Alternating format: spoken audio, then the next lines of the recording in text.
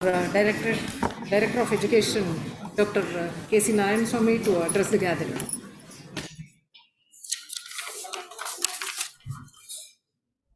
Good morning to each one of you, respected chief guest, beloved Dean PGS, beloved Dean Agriculture, GKVK, Deans of all the constituency colleges from College of Agriculture.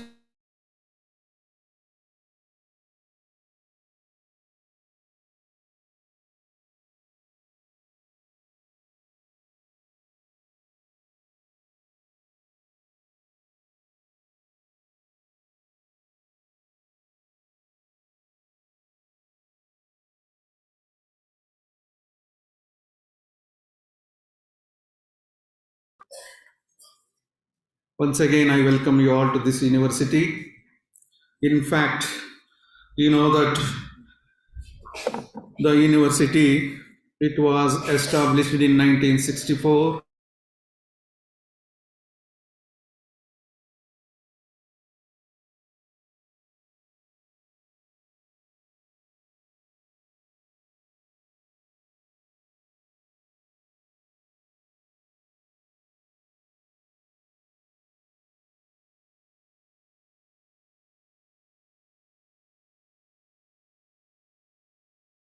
Extension activities, that is outreach activities. Why I am mentioning? We are all part of the first mandate, that is agricultural education. My dear friends, in fact, US Bangalore, I know Professor Raghotam is also our alumni, the proud alumni of US Bangalore, and he also knows this is the most preferred destiny for education in the field of agriculture and allied sectors. Why? In fact, we have achieved a lot in the education and also the research wings of the university. We have excellent facilities in almost all laboratories. Nearly we have 24 departments in the university in the main campus, and also similarly we have sub-campus. Even we are actually going with new technology also. We have established smart classrooms also in several campuses also. And we have plans to go for complete smart classrooms in a phased manner, I think in another 3-4 years. So this is our aim. So to inculcate technology into our field.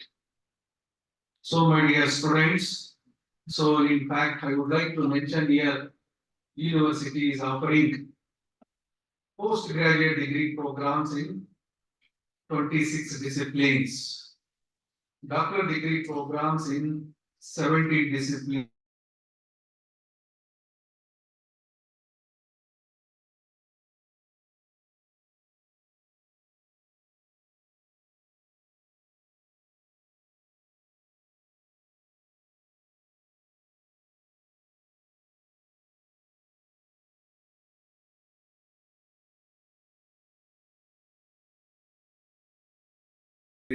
Postgraduate students, that is inclusive of doctor degree students. And we have 5 PG teaching campuses. 4 PG teaching campuses, 5 PG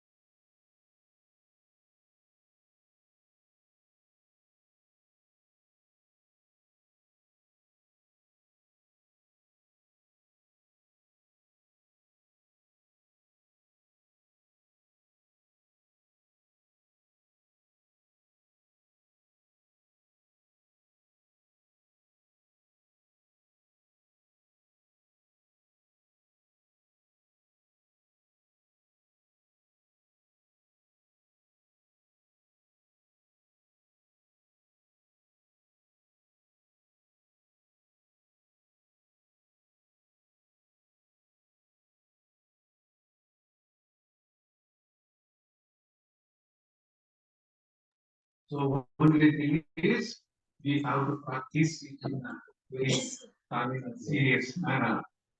Except multiple entry and multiple exit system, we have, everything as per the, NEP education system. Take for example, we have courses like basic sciences, humanities, for the program, for the program also, we have similar common courses, minor courses, supportive courses, major courses, and also, the seminars, research and qualifying examination. This is short structure of the, the curriculum.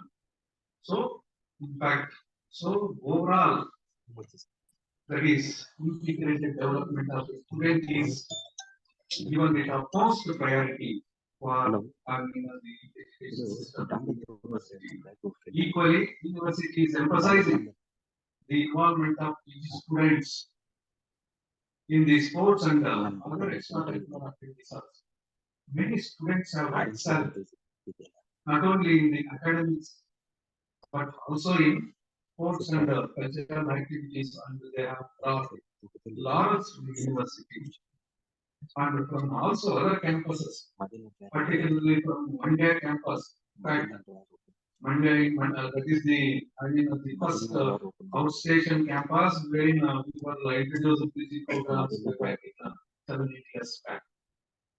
They have also excelled, the postgraduate studies, and many of our postgraduate students from Mandya campus and this campus, in fact, they have cleared SRX and also other competitive examinations, and they have occupied good positions in the national and international institutions, level institutions.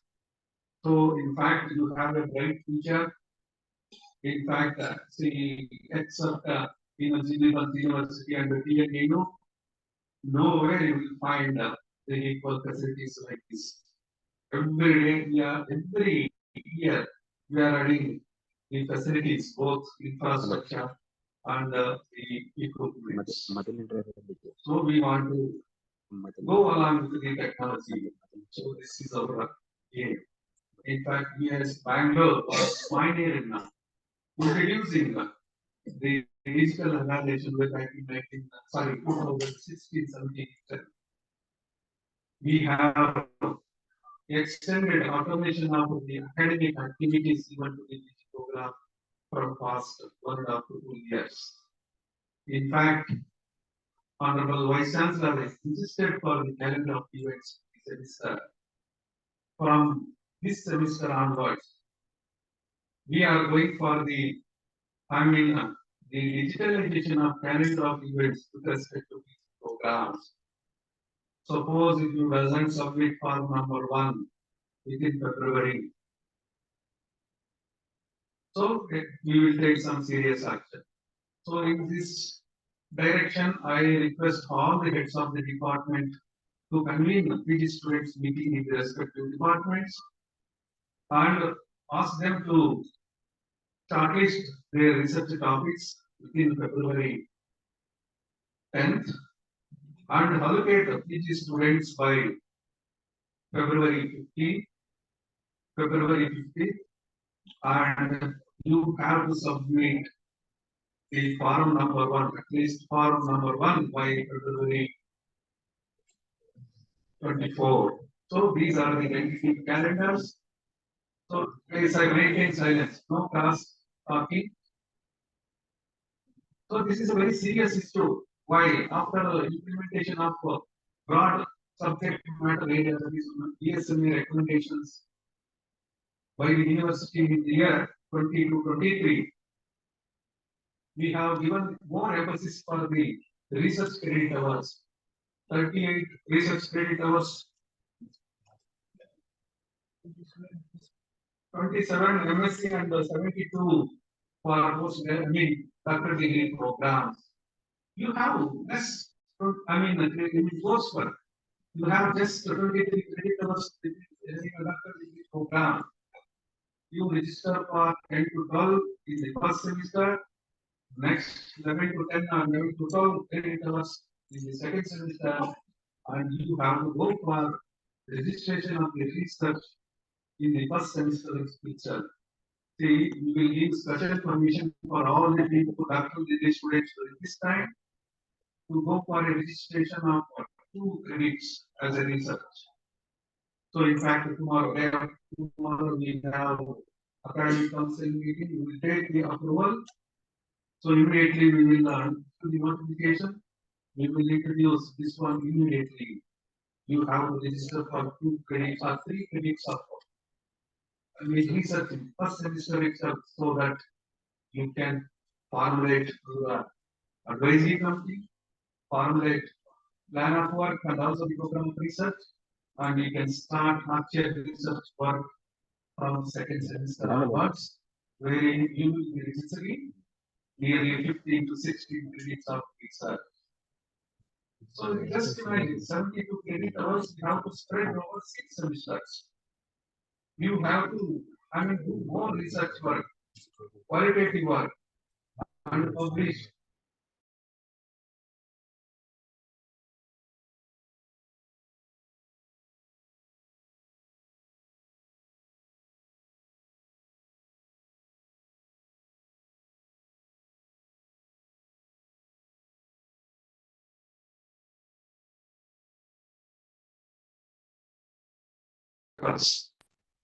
You have to submit, you have to publish at least 3 research papers to fulfill the requirements for the award of academic programs. Even for MSc also, we are insisting to go for at least one research paper by the time of submission of the thesis. Similarly, to become eligible for gold medals also, we are making the publications as a compulsory for both MSc and PhD, because we are advancing the research to the first and second semesters. Please keep it in mind, both the students as well as the faculty members. Allocate the students immediately. We have completed all the streams of admission. We have 4 streams of admission in the university. That is PGCET, conducted by the foreign universities of Karnataka, one stream. ICR stream is the other. Then foreign nationals is the other stream, and the 4th stream is NRI quota. We have closed the admission process.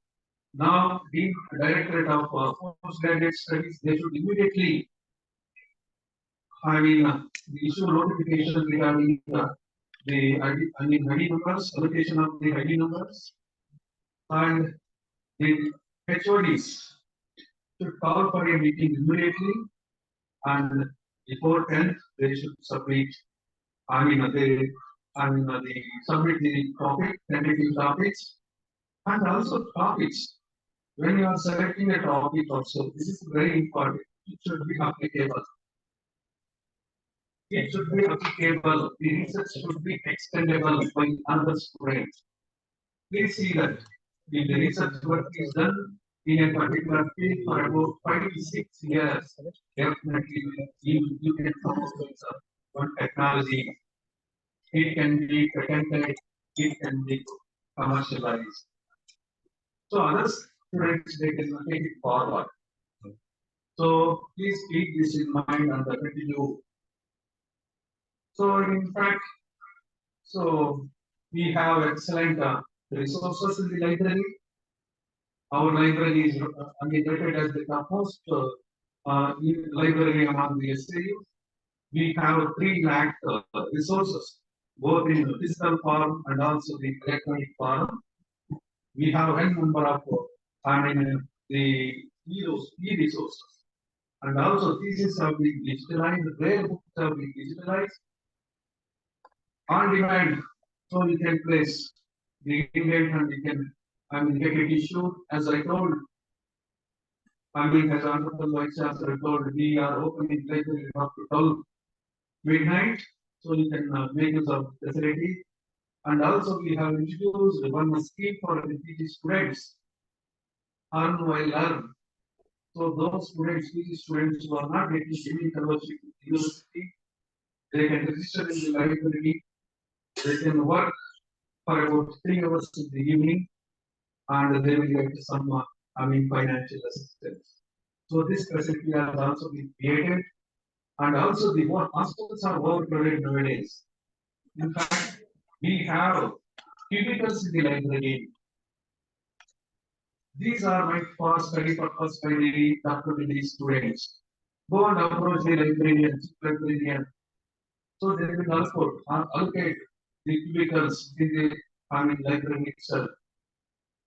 So you can formally sit in the library and prepare. You can prepare for the university examinations or the competitive examinations also. So this is one thing I would like to mention. Then from this semester, say we are incorporating one module in the software. We are incorporating one module in the software so that all courses of all the PG students in all PGDP programs are mapped here. Whenever a course teacher conducts a particular examination, maybe first examination, midterm examination, practical, and final examinations, they will have 15 days each after the examination to complete the evaluation process. And within 15 days, they have to make increase of the marks obtained by the students in the software. Automatically after 15 days, it gets marked. This is a way of tracking the education, particularly the evaluation process.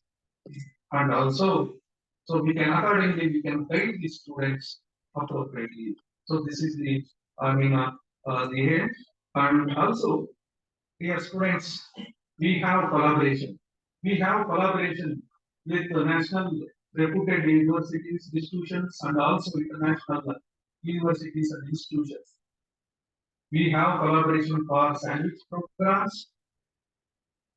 So our two students, every year, two students are going to, the Western Sydney University as a collaborative research work, sandwich program work.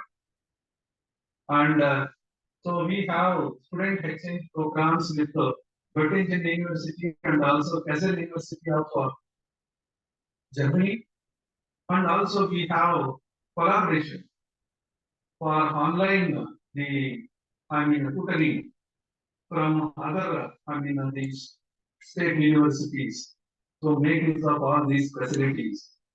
As as the Vice Chancellor mentioned, so you are the PhD students and also the MSc, most of them are getting fellowships in one way or other way. So let us see. We have sponsored fellowships also, depending upon the need and also the income level and other based on the other categories they will be awarded students. Then important thing is university is organizing every week. University will organize every year on science week for about 4 days. Eminent scientists across the country, across the other universities from foreign, we are requesting them to deliver the theme paper. Theme paper. We are requesting our alumni who have settled in other universities to share their experience and deliver the theme paper. And the postgraduate students, they have to make one research paper and have it present in the form of posters during the science week. Similarly, after degree students, they have to make a PowerPoint presentation of their research findings. They have to make oral presentation in this auditorium in front of the experts, which will be evaluated by the experts. So, in fact, the purpose of organizing Science Week is for class learning. What is going on in food science lab? Science and nutrition can be known to the comprehensive students. What is going on in the comprehensive can be known to the economic students. Likewise, they can learn, they interact and they can learn, they are exposed to various fields. And also, There is a special program for computing students in third year, that is teaching assistancy.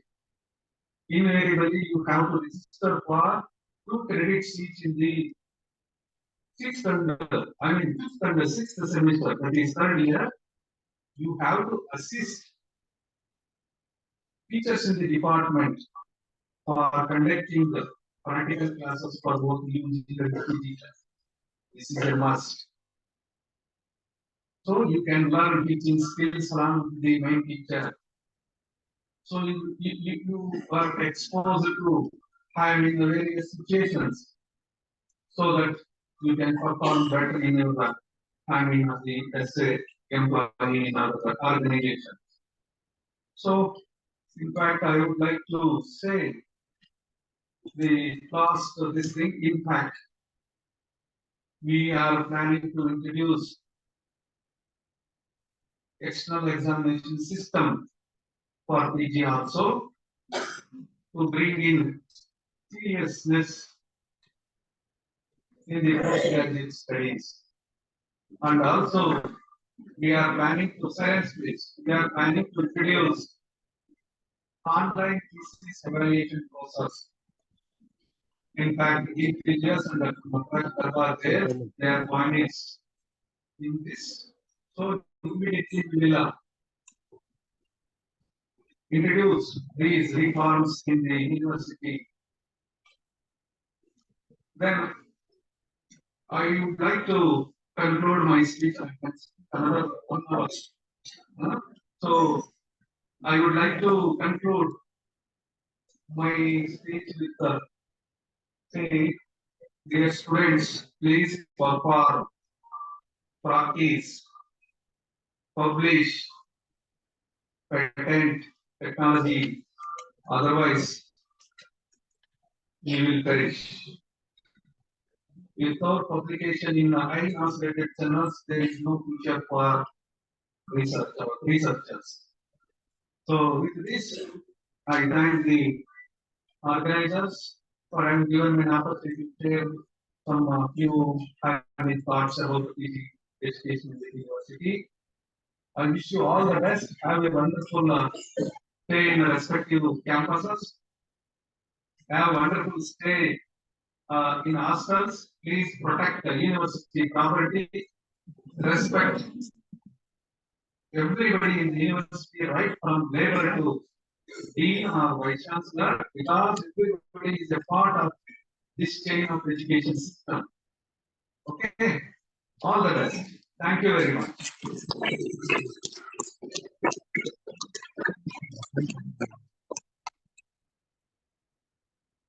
Now, Dr. Raghuswamy is going to present the expert session.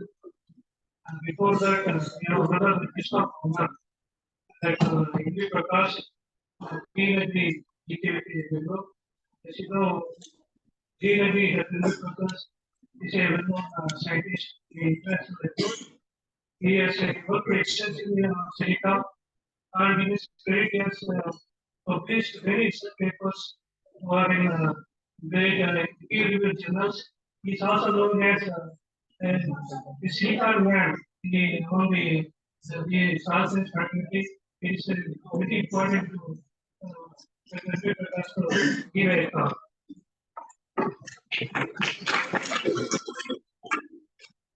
Good morning, everyone. Respected Dr. Prakash, our beloved Director of Education, our deep bridges, faculty, friends, and my student friends. I know there are many students already having at the back, looking at them wide, and you have very less things are passionate to sit for a long time in this auditorium as such. I do not want to take this time. First of all, I need to compliment and congratulate all 371 students who opted US Bangalore as your PGM PhD degree programs. Already received a lot of greetings from our Vice Chancellor. He has mentioned in depth your status requirement in the campus and the university as such. And elaborate information regarding entire PG course curriculum has been given by our Director of Education, for which I did not mention. Only thing which I need to mention is that your status and presence in the campus as such. Do well in your studies. Choose the important and the best this topic. Whosoever is the chairman whom you choose, give your best. Not always your chairman can suggest or give you a good research topic, but try to incorporate and involve in the research work and do your best. There are many opportunities which are really ahead of you and which is really for you people if you carry out a good quality research and also publishing all such and good quality of research journal also.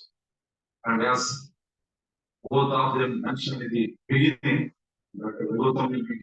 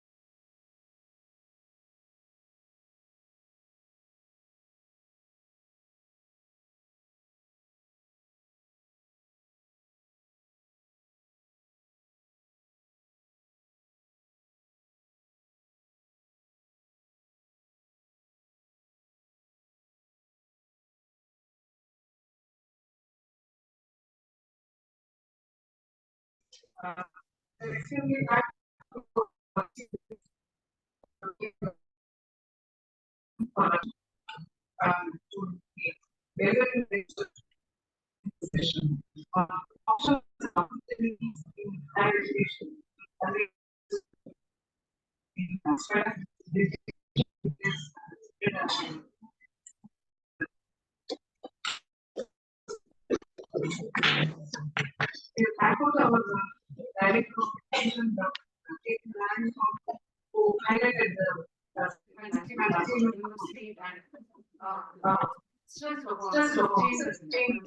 So the pressures post and confidence in carrying out with happiness in given place. We're also tackling the guiding program of the accuracy together. We agreed who gave a very address. I'm thankful for all the authorities faculty members, and students on behalf of our directorate and university on this occasion. Thank you, one and all.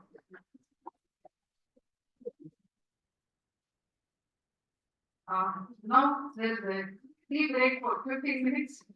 Exactly after 15 minutes, all of you please gather here itself so that we can start our technical session.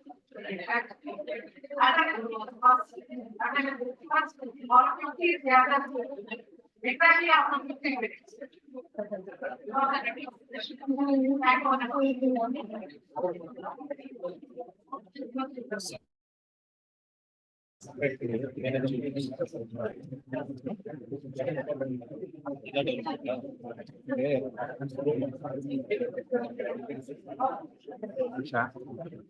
ಇದು ಪೂರ್ಣದೇವಿ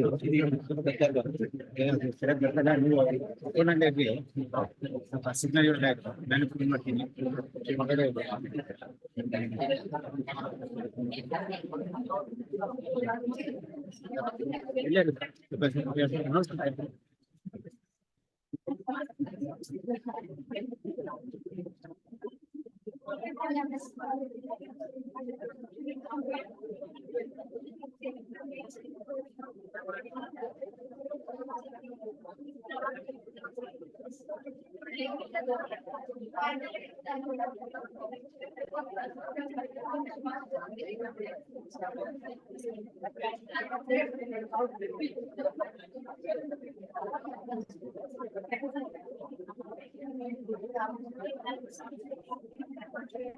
ಅದಕ್ಕೆ close ಮಾಡಪ್ಪ power point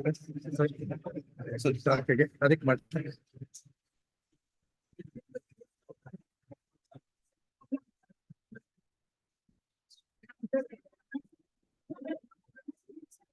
DK student ಹಾಕತ್ತ ಒಂದು power point ನೋಡಿ ನಿನ್ನೆ ಮಾಡಿ sir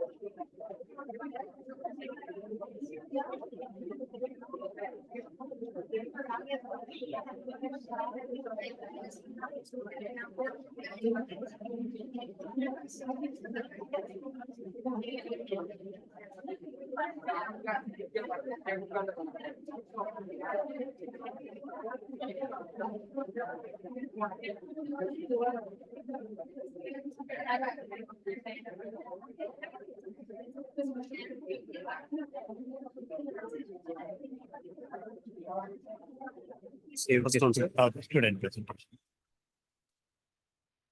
ಆಚೆ ಕಡೆ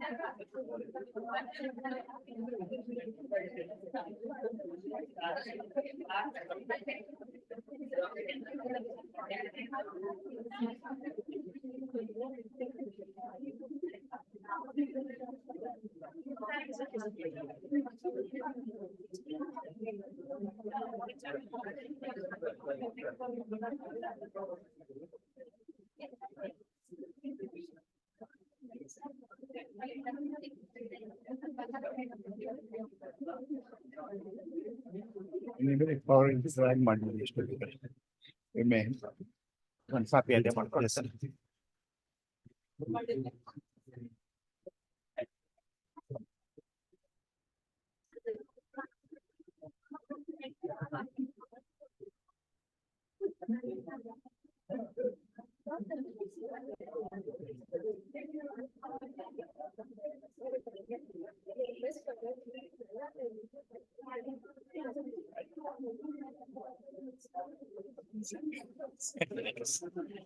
ನೋಡಿ ಓಪನ್ ಆಗುತ್ತಾ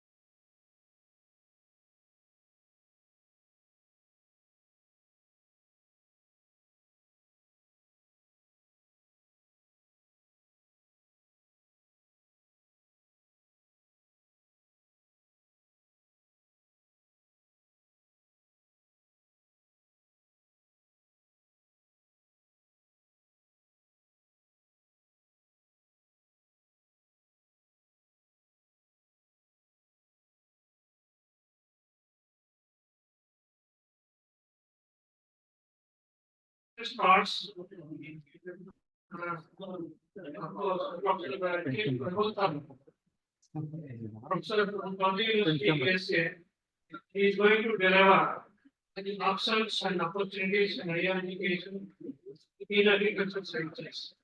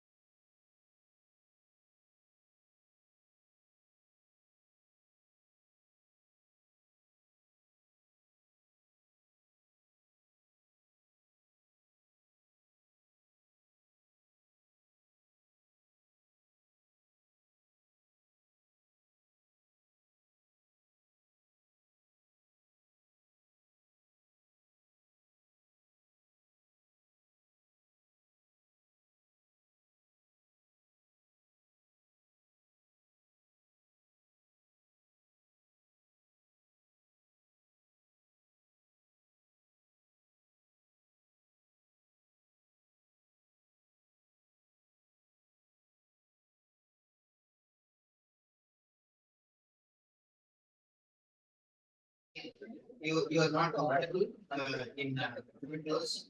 Is last row fellows, please. Again, I'm requesting last page fellows, can you come front? There are a lot of empty space here. Thank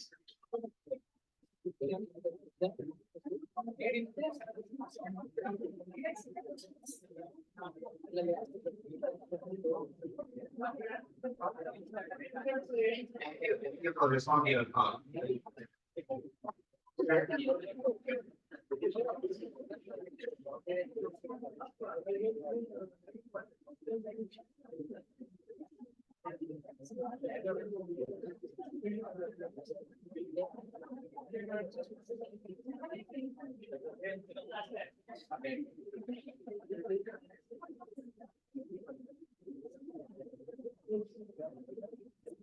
So those who do post graduation are also called as scholars. Let's display our scholarly behavior, attitude, and interact with our great scientist, K. G. Bhagavatam. And before he starts his talk, I just want to read out his biodata. And that is really, I would say energizing biodata for us. So it's brief. So rest you can probably Google it and find out, but not now. You can keep away from cell phone and make sure that you focus on the interaction discussion what we will have today. So he is a professor in the Department of Horticulture, Landscape Architecture, Purdue University, USA. He also served as Associate Director of International Programs in Agriculture for 13 years. Is that right, sir? Over 13 years. And he is also served as Associate Dean and Director of the International Programs. And his current research focus is on understanding the molecular and physiological basis of nutrient deficiency in general, phosphorus in particular. And he is also interested in climate change issues, and he is using tomato as a model plant. And I'm also lucky that we are connected. Our lab is also having some kind of active collaboration with Professor Bhagavatam, and we have common interests. Therefore, we'll be continuing our collaborations in especially pea nutrition and climate change related issues for many more years to go. Over the years, he delivered numerous scientific and engagement presentations around the world. He is an inspiring teacher, and he may not give the information, but definitely will inspire you. Then you will know where to go and find the information on.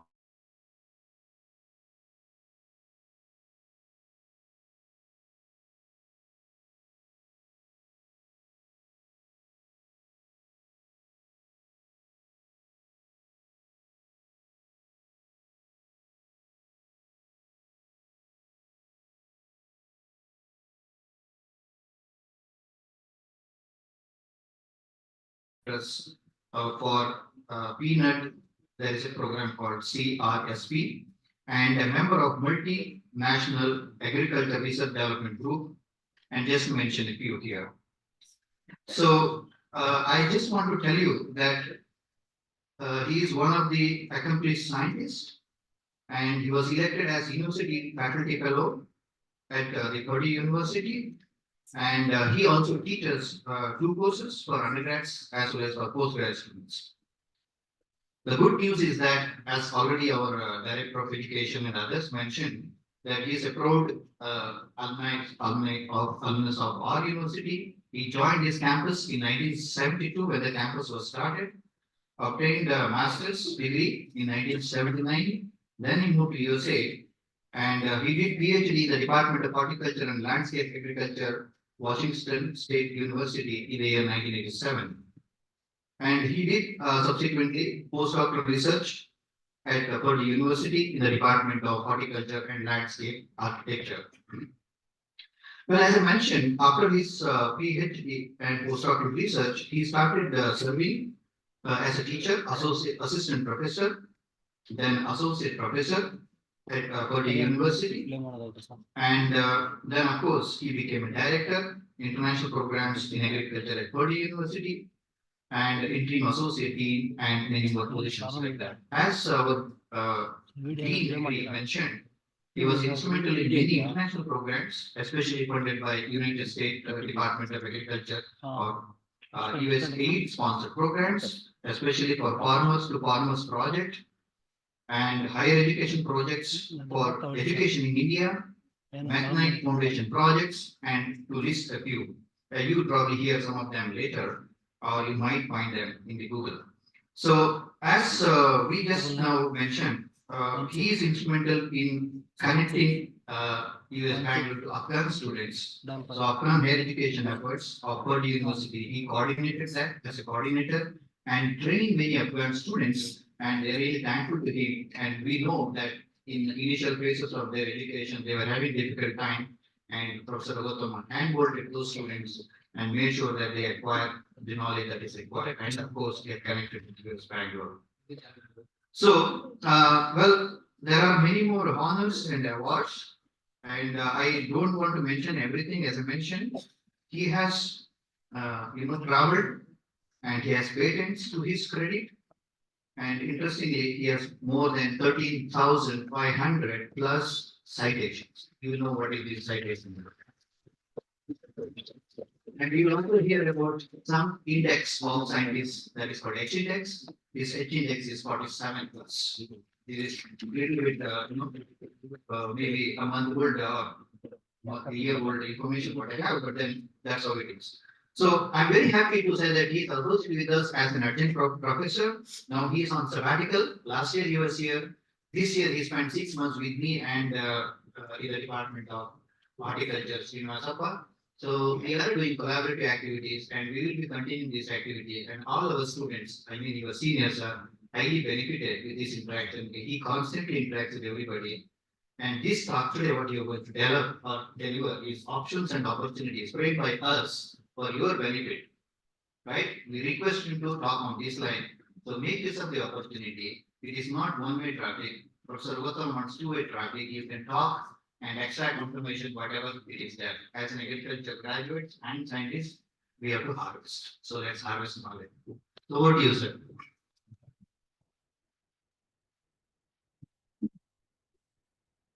Thank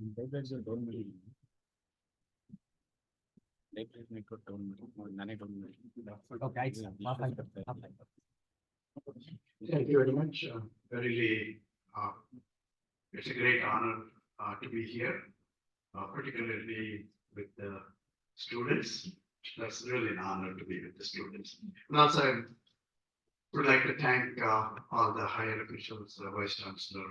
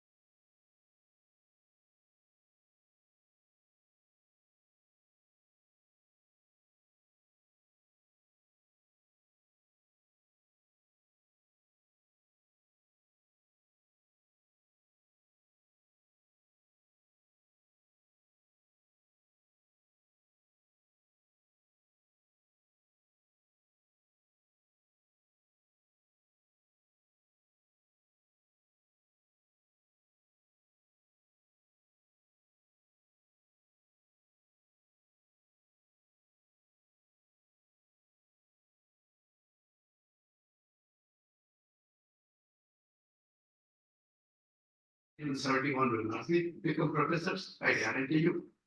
Okay. Only you be 317 will be hopefully very wise citizens who are willing to work hard and give back to the society. Of course, make yourself lot of resources and all, at the same time give back to the society. With one thing I want to start my talk. There's a Sanskrit sloka which says Vidya Dagati Vinaya, Vinayadhyati Patratvan, Patratvan, Dhanam Utpoti, Dhana Dharma Tatam Sukham. So probably this is the most appropriate for today's talk. Why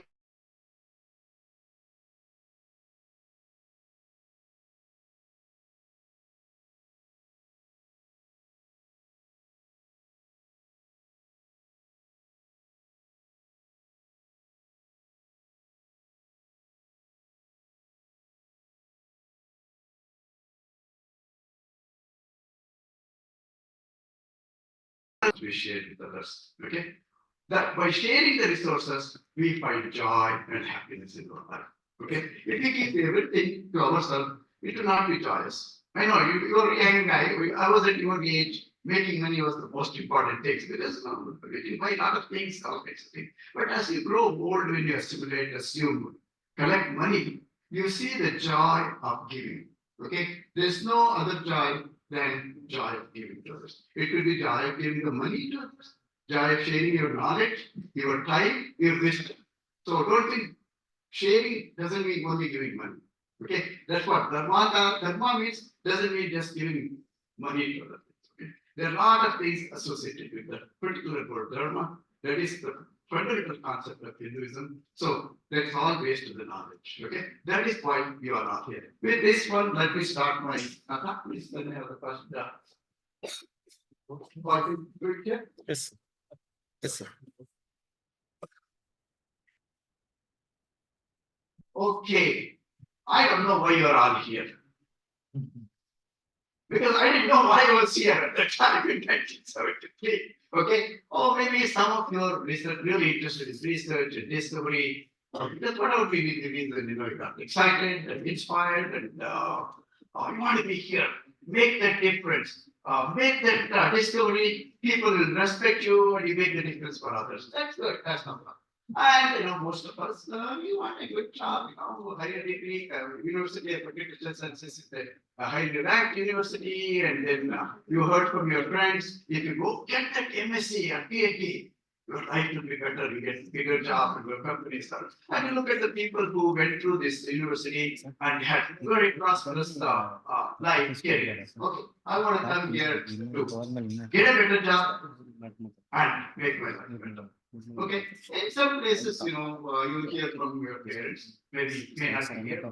Oh, if you get that MSc and PhD, your dowry will increase. Or you don't have to give any dowry. It's the mother make sure. They say if you get 20%, there's no need for dowry. It happens, it's not common, happen these things. So it is other things we come for. That is to get ourselves better.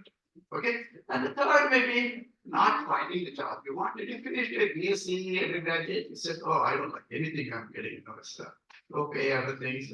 How many of you there that you don't need to tell me. See how well you fit into these things. Okay, there may be other things also. And the others you got good fellowships and scholarships. And you thought you were rewarded for your hard work, for your interest in moving forward and getting higher education. That's a great thing, and you are here. And many of you are not sure about future plans. No, we don't know. We are at a state, right? Just because we have did a degree, we are not sure what we want to do. Many of us don't know what's the purpose of our life. Why we are here? What are we doing with this degree? Then we think, okay, maybe if I go back to university for a few more years, I will have that extra time to find out what I'm really interested in, what my life goal is, what I want to do. So that means, and I don't know, maybe other reasons you came here, but it doesn't matter. You're all here. You're all here at a great institution, and you heard through all your senior mentors. It's a great institution. No, there's no question about it. And so you're all here. Yesterday, I went to Yelluru town called Mudenahalli. How many of you heard of Mudenahalli? 1, 2, 3, 4, 5, 6, 7, 8. Okay. How many of you heard Moksha Kundam Vishveshwaraya? Okay. How many are from Karnataka? How come you're all raised in Karnataka? You don't know, some of you don't know the name of Dr. Sir M. Vish.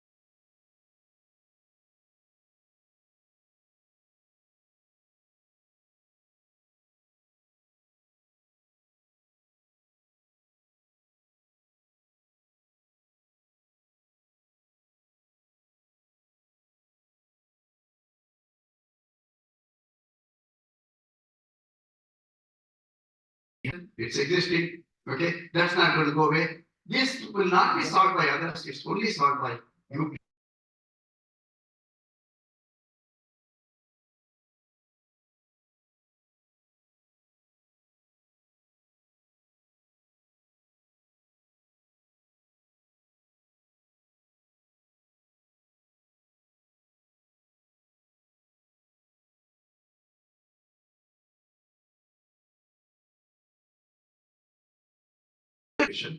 Okay, food security can be solved.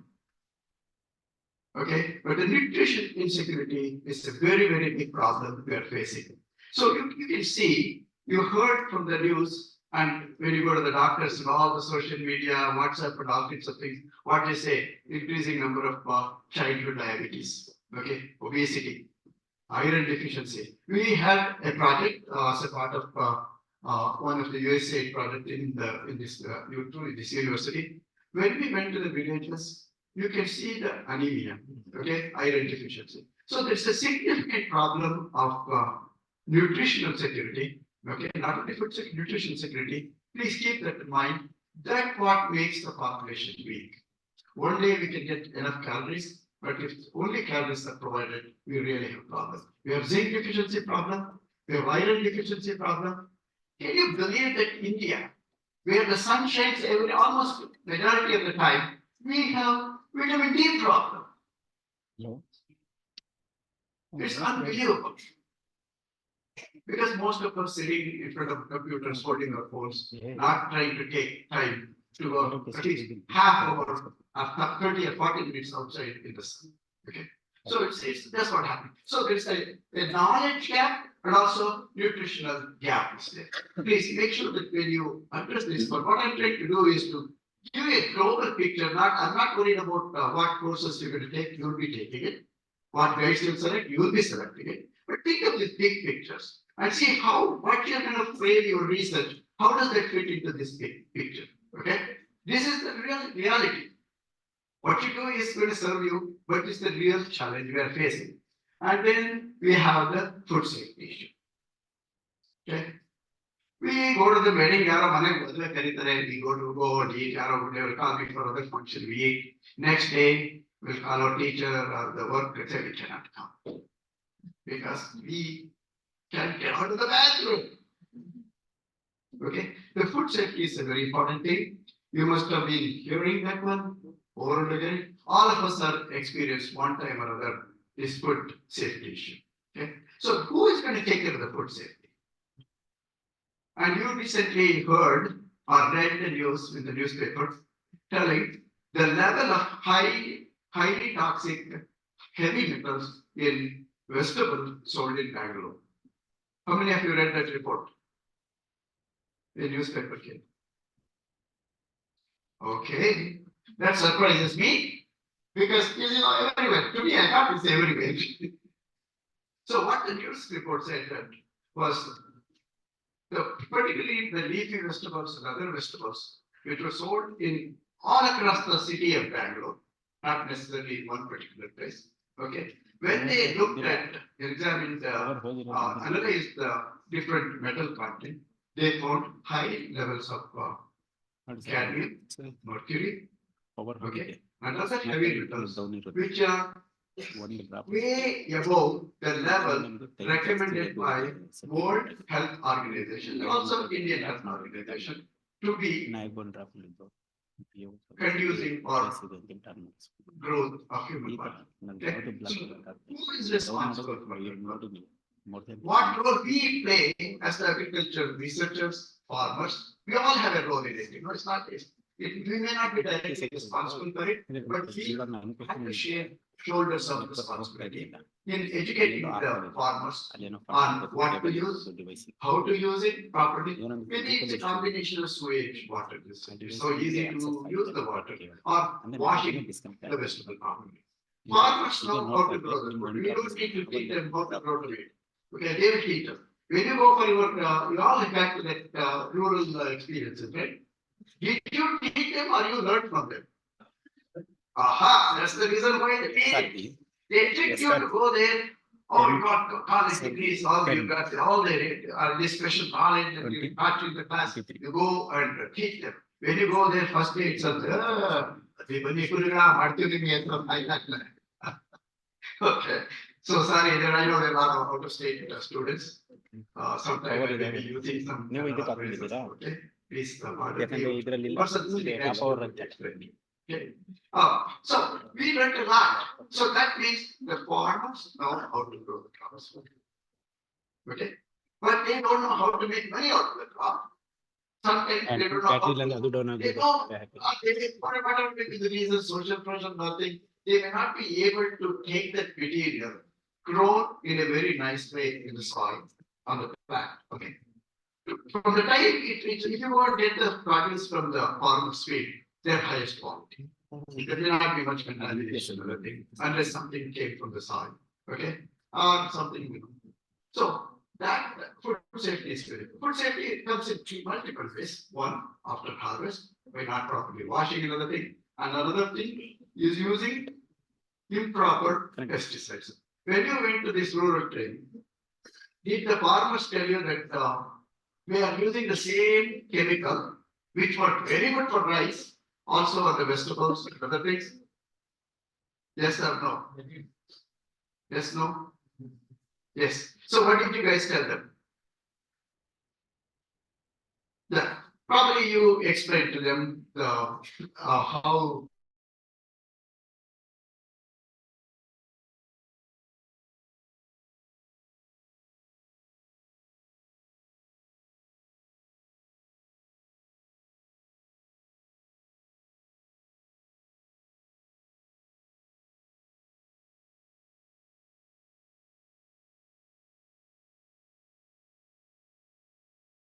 Already had it, you can wait that one, I presume. If you're not done it, please go back and tell them again. Because, so that's what the beauty of it is. So we play a very important role in making sure our food supply is safe. Okay, it's a very fundamentally important thing. All your research will kind of revolve around these challenges. Don't get me wrong, I'm trying to give you.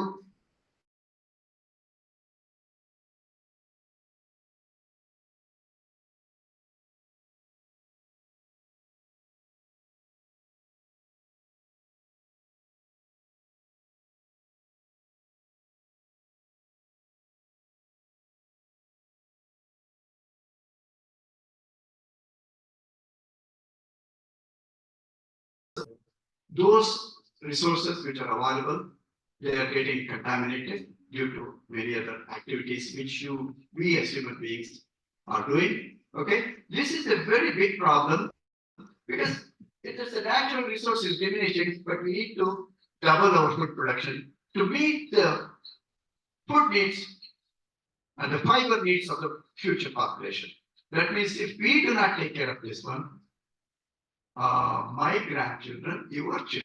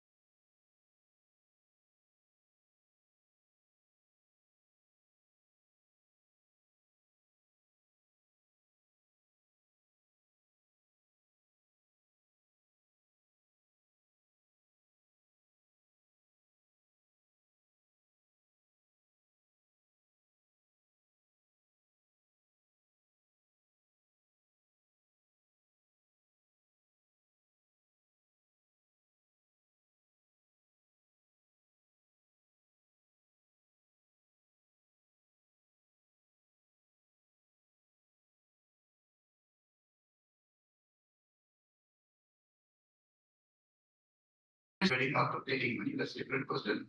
Okay, that we can also prevent if you are smart. But you know that they don't take care. I told you farmers know how to grow. There's no question about it. We need to learn from them. But they lack some of them, not all of them, they're extremely smart farmers. Some of them lack the awareness of how to take the produce, make a profit out of it. maximum profit. So this is where you will be, many of you will be serving in this area, even if you get your masters and PhDs. Since all of you will not become researchers, I guarantee you, all of you will not become professors, but you will be serving a very important role in the society in many of these major issues we are going to be facing in the society. So, access to finance and the public policy environment. This is a very, very, very big thing in the society. Okay, this is beyond our control. This is where we all, as a citizens of the world, have to play collective. This cannot be solved by individuals because the public policies, as you see, when the election comes, something happens. You all know. Okay, before the election comes in, some promises are made, which you all probably all the women are enjoying. That's good news. There's nothing wrong. You will not given the opportunity now, just enjoy. Some of you, so these policies sometimes they're counterintuitive. Okay, they serve the immediate purpose of facing the immediate challenge, but in the long run, they could create big issues. Okay, so public policies are very critical because many of you, after you finish your PhDs and masters, you will go to public service and you will be the advisors to the government, ministers and all. So their ministers are smart, but they cannot learn everything. So they need advisors. So when they ask for your advice, you need to give the sound advices. Okay, so based on those advices, they formulate the policies. So policies made by few, based on the advice of few, will impact millions of people. So we have a big responsibility to make sure we play the right role in providing science-based, timely, and just advice to the people who ask for us. There will be a lot of pressure on us to give the advice which is conducive to the industry or to the elected officials or whoever may be to circumvent the timely issues and make these policies. Please, this is a very important thing to keep in.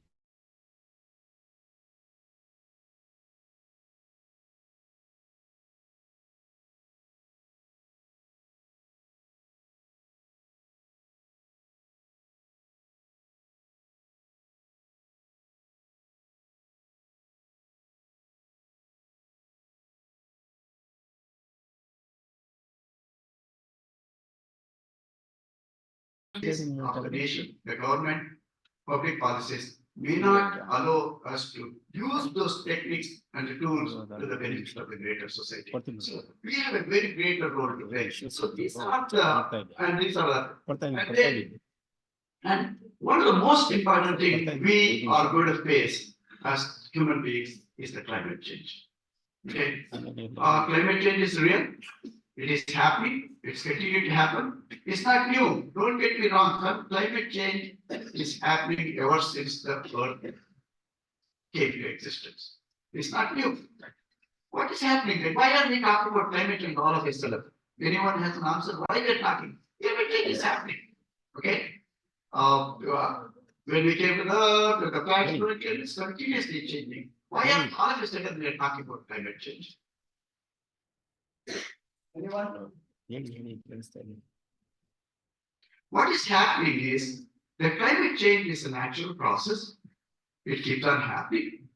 But the rate, the acceleration of the climate change happening in the recent years is tremendously higher compared to the normal natural process of climate change. That is the most worrisome thing. Those of us who stayed in Bangalore, when I was here, I come here every year, almost every year to Bangalore. You can see that climate has changed significantly, even in a small city. And Delhi in winter time, it's not inhabitable. Okay, big cities are getting there. It's just real. So the rate of climate change, it was not like that. It's all of a sudden in last 20, 30 years, or even in last few years, there's a significant increase changes in the climate. That is the most important thing. And this trend seems to be accelerating because of our use of natural resources and not paying attention to the technologies to circumvent these changes. So this is going to be a bigger change, bigger impact. This will impact all the other things we are trying to address today. So please keep an eye on this climate change. And we as agriculture scientists have a great role to play in the climate change. Okay. I know we can blame others, oh, we didn't cause this one, we are trying to help. So let's do our job to make sure that this climate change issue is addressed also. So I don't know whether to be very joyous with you or kind of feel pity on you that you're all going to be facing this challenge. I'm not going to face, but I'm not going to face it for too long. You're going to be facing for long. Unless that is the law of the nature, so don't worry about it. Uh,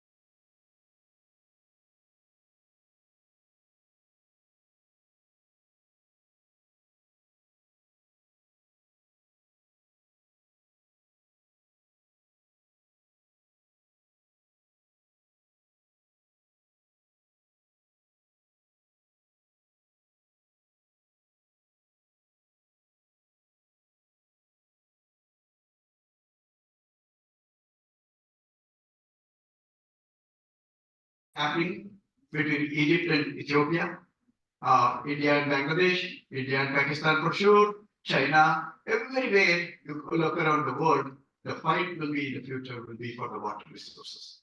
Water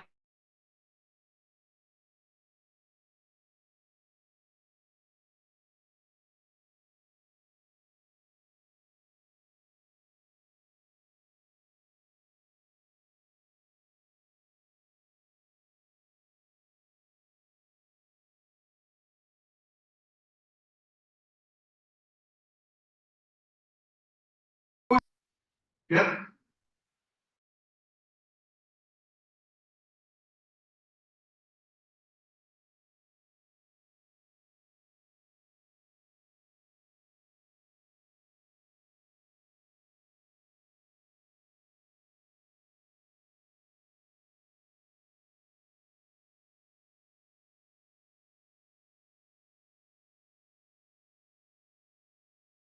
All this contamination, more majority is because of the water.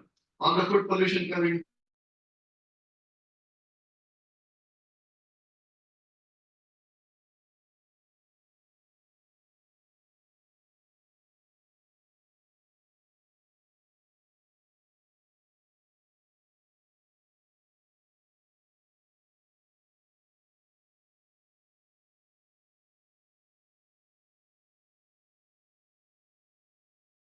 the sea ocean to get the drinking water. That takes a lot of energy. So we are at this confluence of the agriculture one side, the production of thing, another side the water issue, another side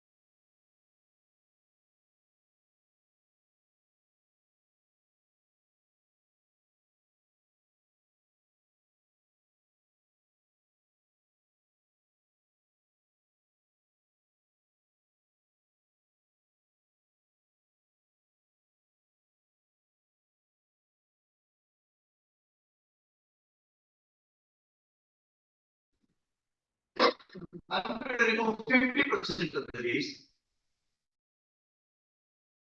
I'm going to remove 40% of the leaves and whatever the percentage of the leaves to see whether removing these proportionate leaves will lead to proportionate response to the plant. Leaves, plants probably it will be probably at 100%. You may be for many surprises. These are the things you learn by experimentation.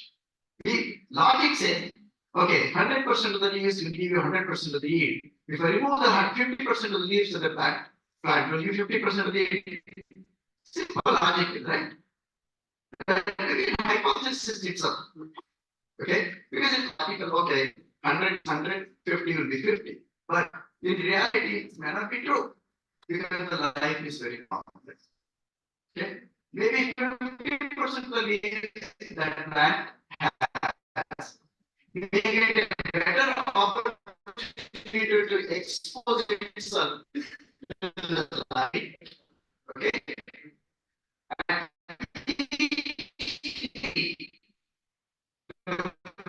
ability of the each leaf to photosynthesize could be much higher when the leaves are 50% of the leaves are removed. If I remove 50% of the leaves and provide better opportunity, productivity,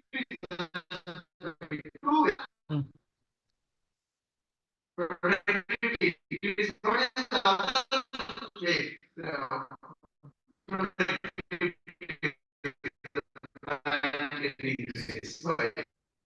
Leaves are also need resources in order to grow.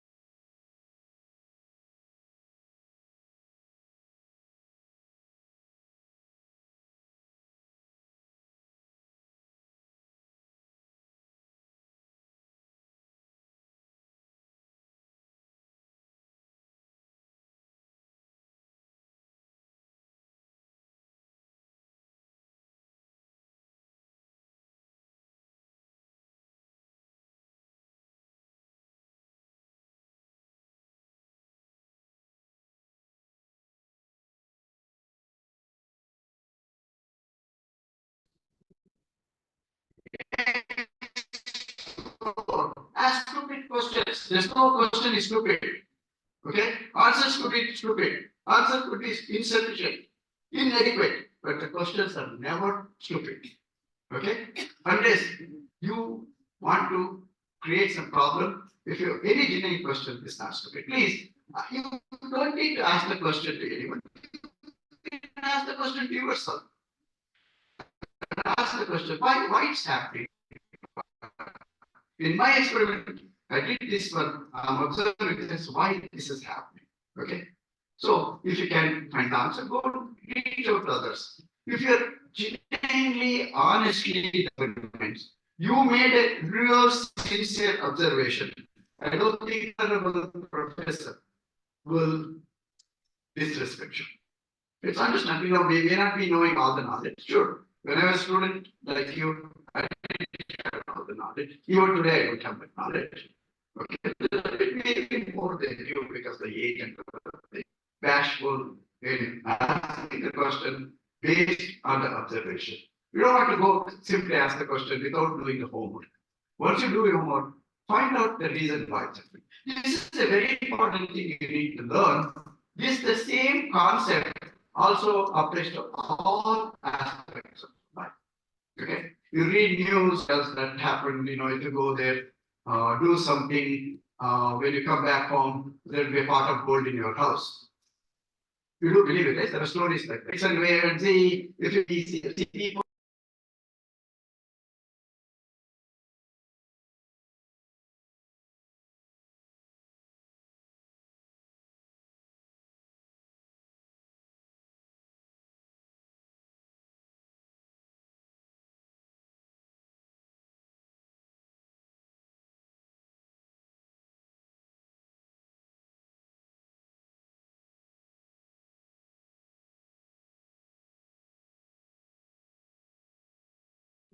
is to get knowledge. Knowledge is not information. Okay, knowledge is the essential truth of universal principle. Okay, all the Vedas and Dharma, Shastras, everything they say, they all gain from knowledge. Even Bhagavad Gita, the most of the teaching is not to make Arjuna fight, don't fight. Because Krishna, why Krishna, if you all believe that Krishna, why you want to kill his own creation? No, that is to teach Arjuna, teach our population about the basic principles of Dharma, that's the knowledge. So the same way, getting the knowledge is the ultimate gain. That's what they say. Gaining the knowledge is the ultimate goal of a human life. Okay? The same thing for us. Please, doesn't matter what knowledge, that's what leads to the. And then from knowledge, you can get anything. Knowledge is like a stick magic wand with you. You can use that knowledge to gain anything you want. But you are really the most powerful person in the universe, in your own spectrum. Knowledge is the power. Okay, nobody can take it away from you.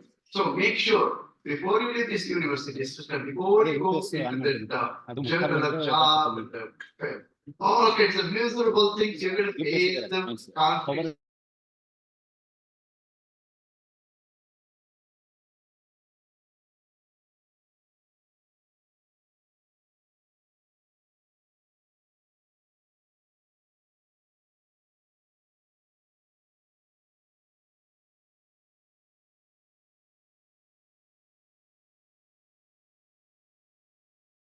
The right information and interpreting the information and talking to the wise professors you have and gain that knowledge. From that knowledge, you get all the best things and use that knowledge for betterment of the society. Okay, this is called Vidya Dadati Vinayam Vinayadya Patratvam Dhammakoti Dana Dharmantatam Sukham.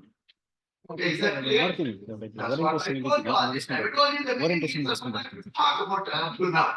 Orientation. So you're wondering why this board mentoring is some Sanskrit thing, so stupid, maybe he just did this thing. This is the fundamental principle of the universal principles of gaining knowledge and the purpose of knowledge obtained by the human.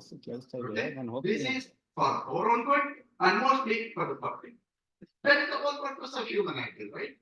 We are all here to serve ourselves and also serve the society. Society may be a small spectrum for us, maybe a universe for others. Doesn't matter. Okay, so keep this in mind. This is what you're going to get in higher education. Undergraduate, we are busy, we are playing, tricking each other, pulling the legs of other things, copying from our neighbors, and then teasing gullible teachers, Hello.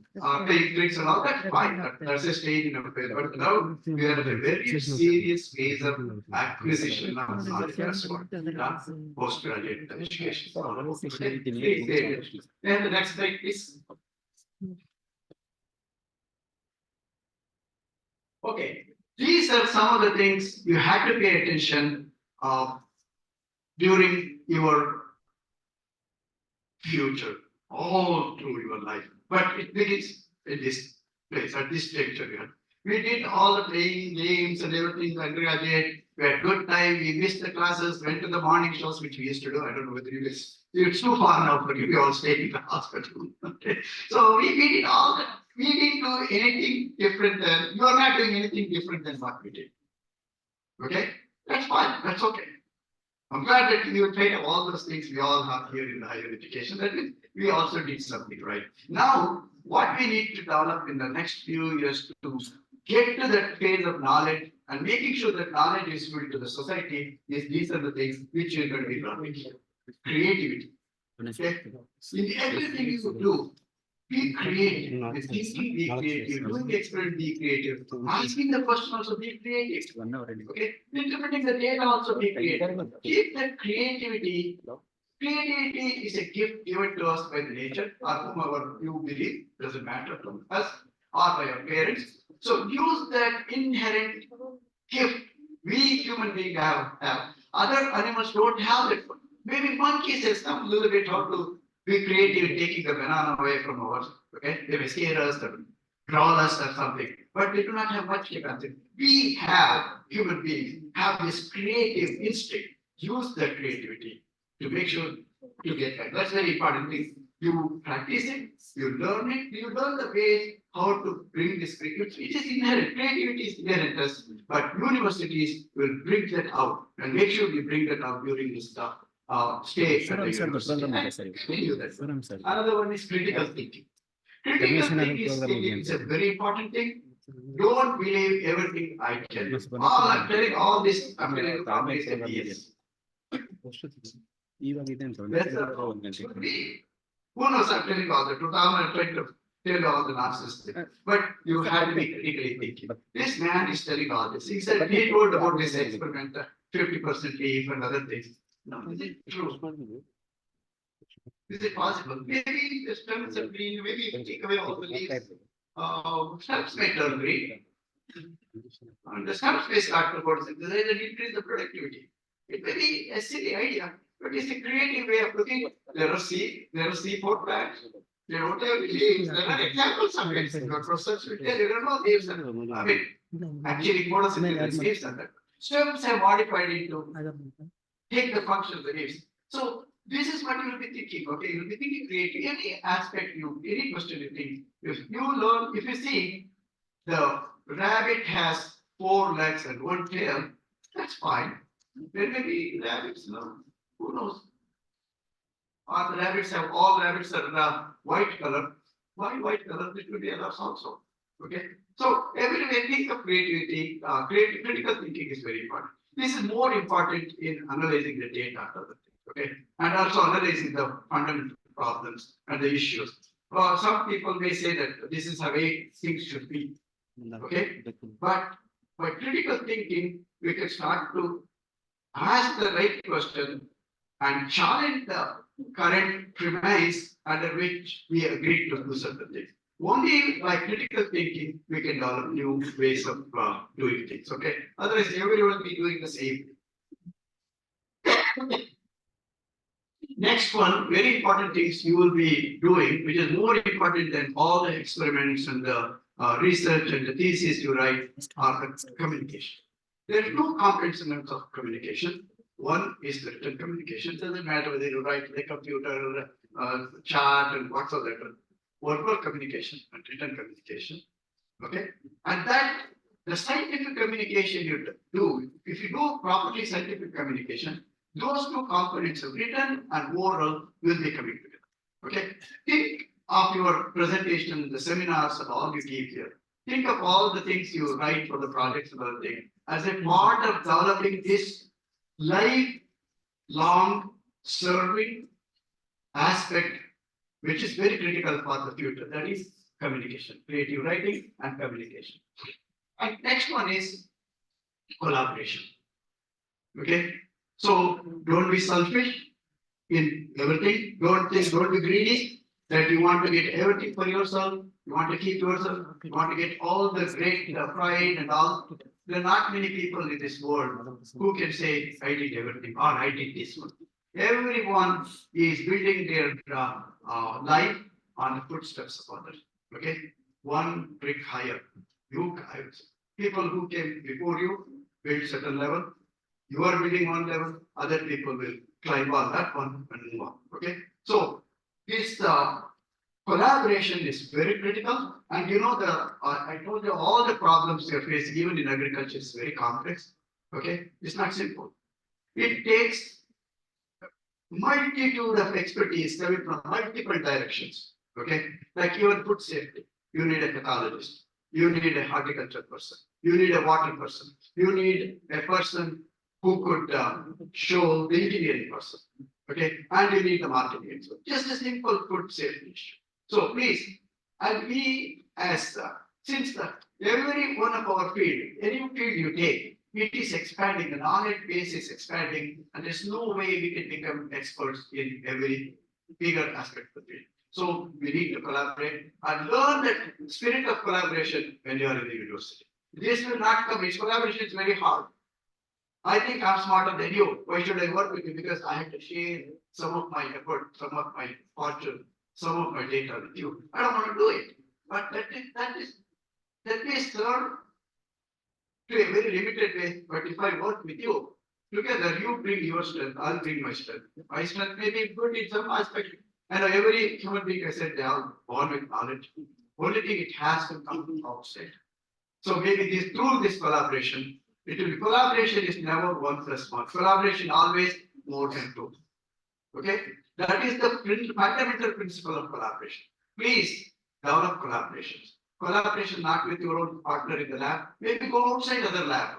Find some aspect of your research, whether it overlaps with other work. When you make an observation in the lab on your plants, you may find something which may not be related to the treatments you impose, but it's something else. Then you can go on to develop that collaboration. Okay, that's very important to do it. And in future, whole world is based on collaboration. You go to the industry, even look at all the software and everything. One person cannot do all this. Somebody does this one. There are many steps to do it. Okay, so please develop this, understand, and cultivate this habit of collaboration. Don't be selfish. I told you, you're all going to make a lot of money. I assure you, you're getting good education. I assure you, I've seen in my own life. Okay, at this time, yes, we don't have money to buy sometimes the masala dosa and coffee. Maybe we could buy coffee, masala dosa and coffee. But there comes a time you'll have plenty of money.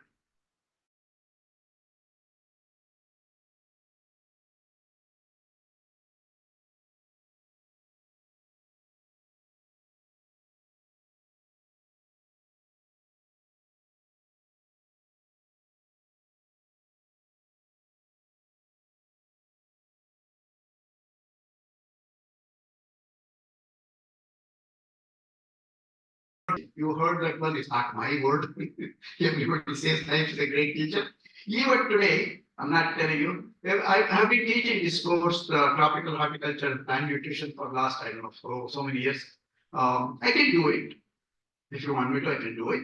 But every year, I go through new literature, trying to see what I can bring to this class.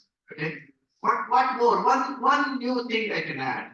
Okay, to this class. So that's not because I have to do it. I don't have to do it. The information I have is pretty sufficient. A whole stack of problems.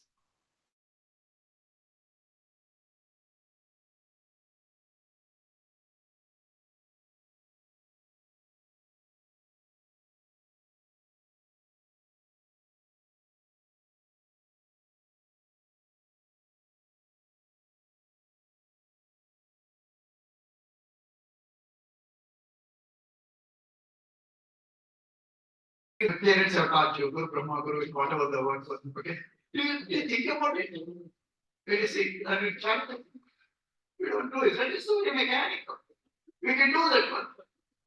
That is the practice. That I can do, but that will not give me any satisfaction because after I done that, then the whole thing. I sang the whole song. Probably so okay. Sang the whole song. I said, you recited 10 slokas, but you didn't remember what did we do.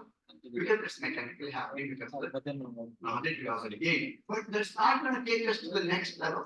Okay, this lifelong learning is what very critical.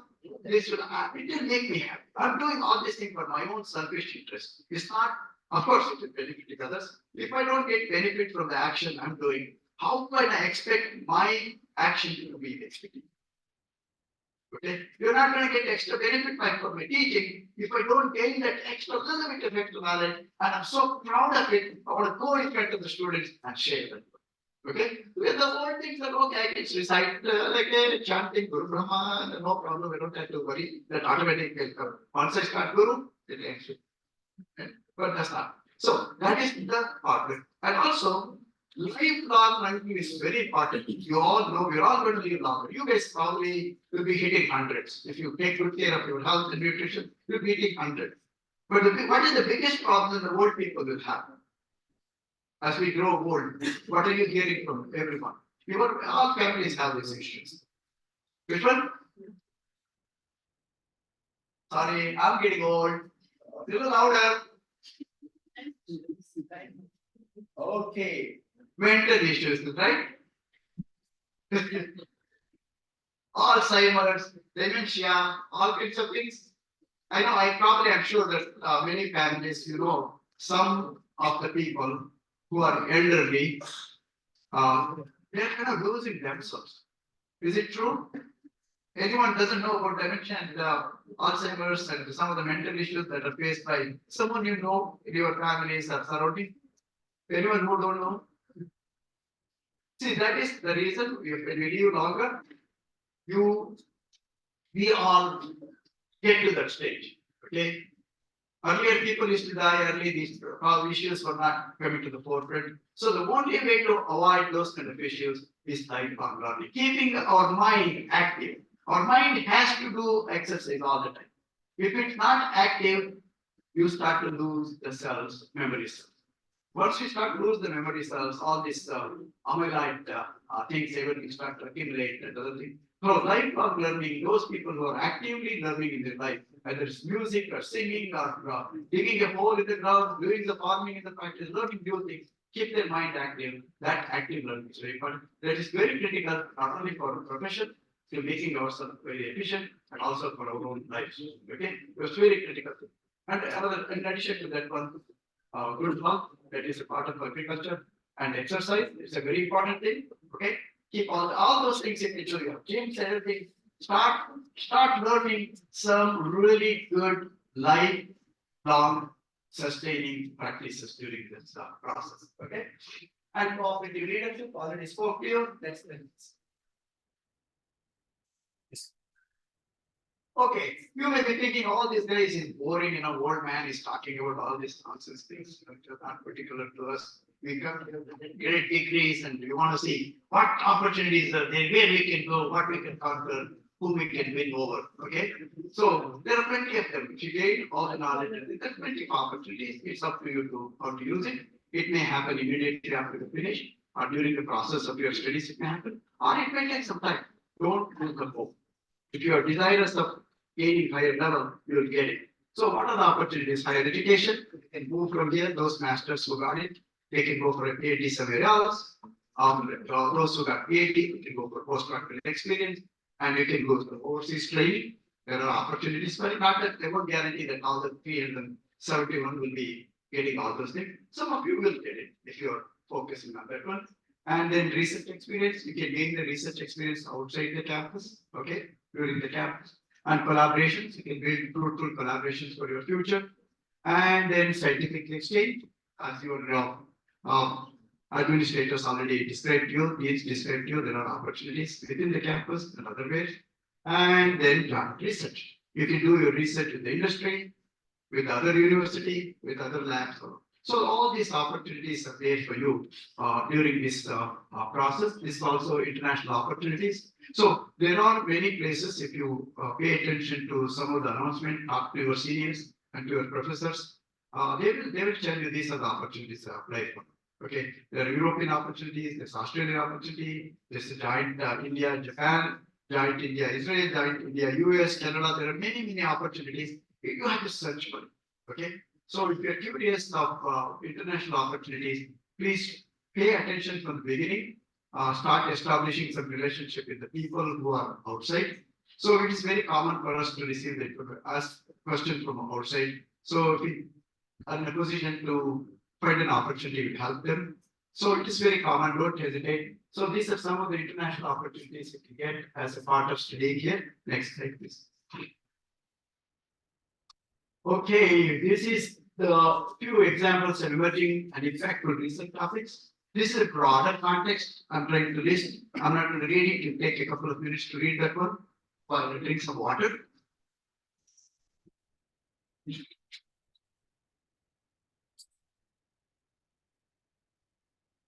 I'm coming to the end, so don't worry.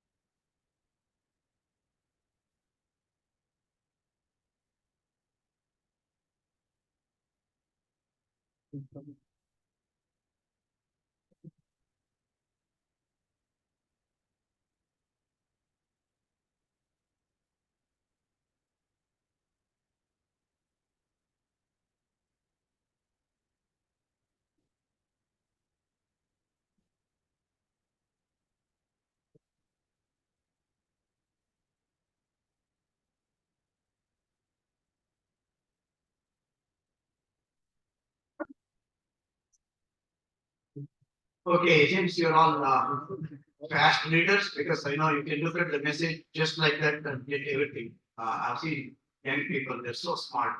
And they can write the whole sentences in 2 words. And 2 words in 2 letters. And 2 letters in 1 letter. Is it true?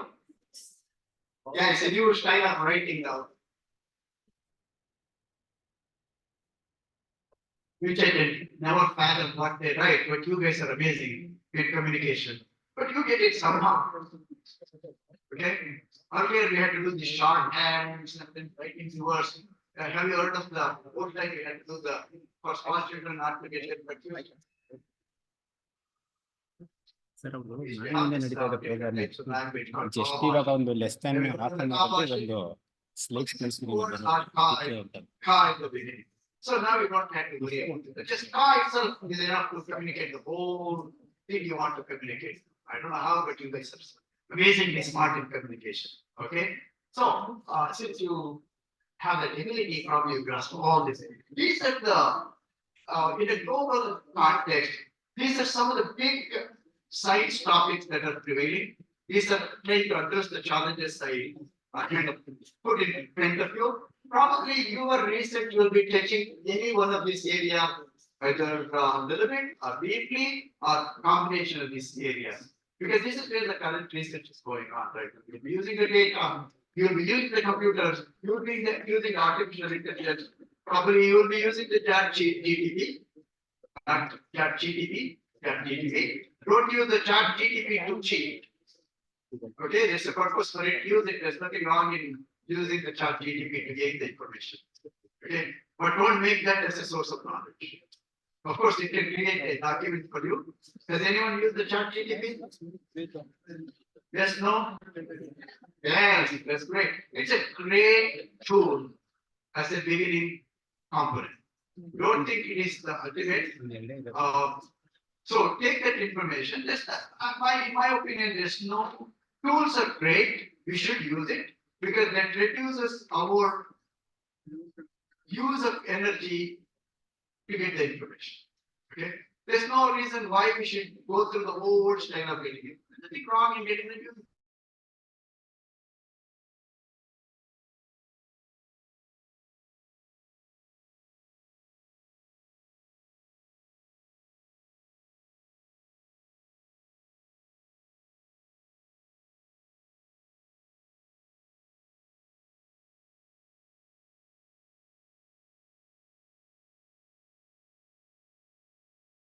You all have epigenetic changes, which I don't have it. So in that case, I cannot say my gene, human gene is similar to yours. Probably you have not more epigenetic changes. You know what that is, right? Nature, environment can bring out the changes in our genetic system, which is heritable. Okay? Your children probably a lot more smarter using the technology than my generation. You already see the little kids, they are hardly 1 year old, less than 1 year, they know how to move the phone. And they know how to get to the right thing. Who taught them? We also had the black slate and books. We didn't do that because our finger used to hurt because it was wrong. This is smooth one, they keep doing. Something up here, they're so happy. Probably it is not because they are smart. Maybe it's a reflection of the epigenetic change, the genetic memory that is happening. I don't know. Maybe that's a good way to think critically. Is it really true? How come these little children who have never gone to the school, never seen anything, they're so smart in using these apps? Who taught them to use the apps? Huh? They have linked this app to eating. They have linked this app to sleeping. They have linked this app to everything in their life. You want to keep your children, little children safe, your sisters or other siblings quiet. Best thing is, earlier it used to be TV. Okay, TV cartoons, now it doesn't work. Now they need this. Okay. So it's a great tool. I think it's probably a reflection of the epigenetic change that has taking place in the population that is heritable and reflected in the young children. Who knows? That may be some way to think critically. I didn't think about it, just talking to you now randomly. So, but it's quite likely because a lot of things we do lead to the epigenetic change. Okay, so in that context, using the knowledge wherever you get from using the information where you get from in the world to create knowledge is nothing wrong. Okay, but you should be justful, you should be honest, in giving the credit to the source of the information. People won't get caught by doing wrong things. They get caught by not admitting the wrong things. Is that right? Now, if we take away something from parents or do some stupid things, so they get mad, really mad. But if you tell them we don't have the courage to tell them, because it's also right. Accepting that I did something wrong is a very, very painful thing. Okay, but accepting that we did it, we used the ChatGPT to generate this information. From this generation, when this information, I generated this summary. That summary, what is generated is most critical. It's not the information generated. What did you understand?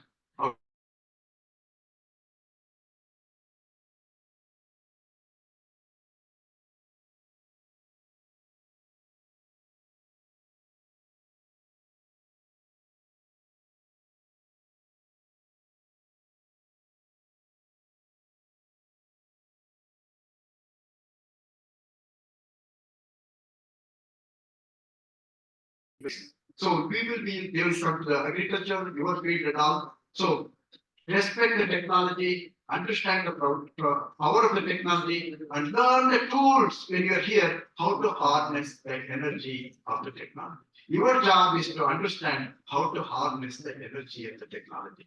Don't let the technology rule you. You be the rulers of technology.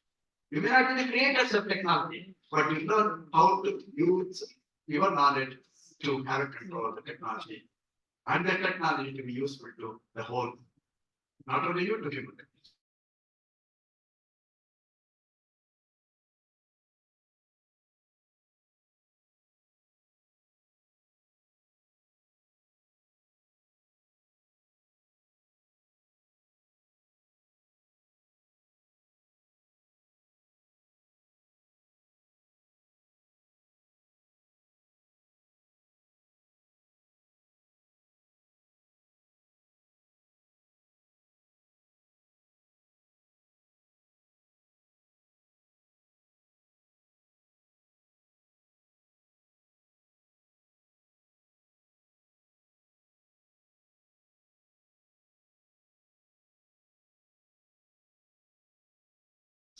Rather than the scales of technology.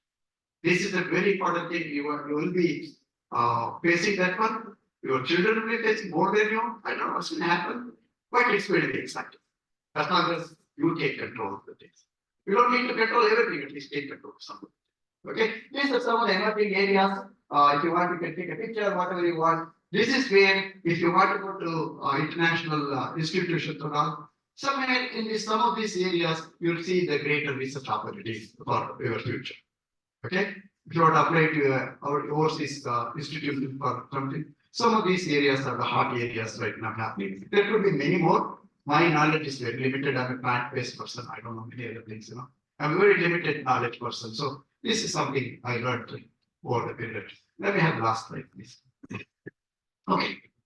Some of the people, I'm boring you with all.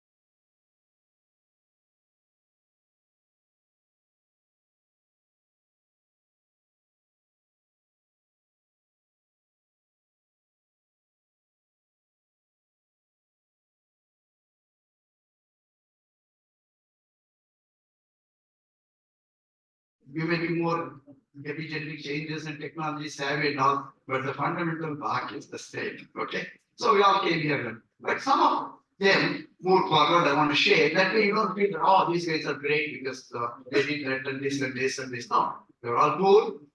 Many of them are poor. Okay, our time is much, poverty was much more prevalent. So we had the big famine, big wars were taking place, and that's the time beginning of the Green Revolution. India did not have food. I know you may not have gone to the schools where we all grew up with the PL 480 time. PL 480 time is the time where the milk powder, the wheat, and the oil used to come by the ship from United States to the India. Okay, and then every school they used to get a ration. So during the lunchtime we used to get uppitu, aloo. That is great actually. But think of that when our generation moves so far. So much we should be great to that. This all happened because of agriculture. Okay, people may say all those things, but the people are not fed, they cannot think. People don't have nutritious food, their mind won't work. They may say, oh, it's all because of the computers, Bangalore become all these things, but it's because of the agricultural research and the good food, safe food. Okay, we produce and provide it to the people, they become smart. So that's what happened. So now you can see these are the Ashok Vasudevan. Have you heard of a brand of the food called Tasty Bites? Yes, no? Yes. Tasty Bite is an international brand. It's called the preferred brand. Okay. And that is very similar to the ready to eat food you do get. Like MTR food and other things you eat. So Ashok Vasudevan was my senior. And also he took classes with me.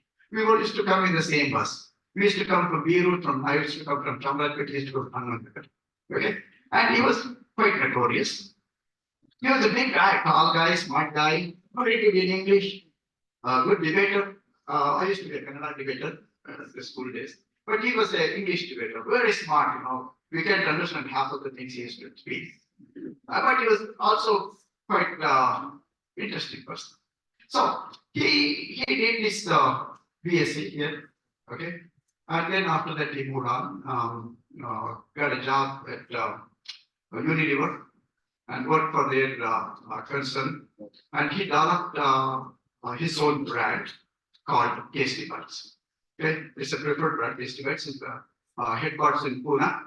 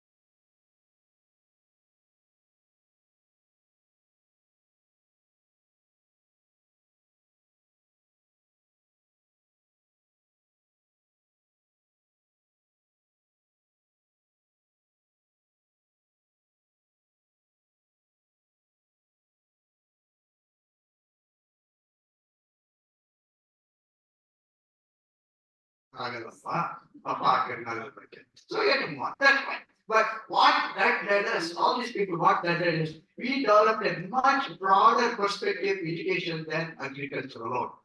That is the reason you can see agriculture graduates from this university, maybe to others. You can see them in any spectrum of the life in India or overseas. There are IAS officers, there are KPS officers, forest people, everyone. Other day, Dr. Srinivas up our office.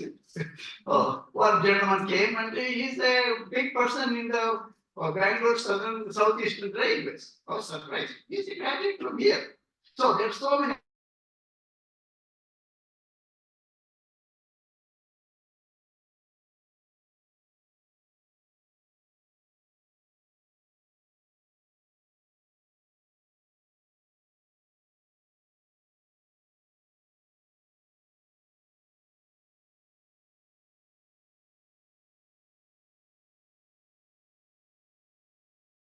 Was associate dean, and then he moved to Oregon State University as a dean. Then he became the head of the National Institute of Agriculture Research in United States.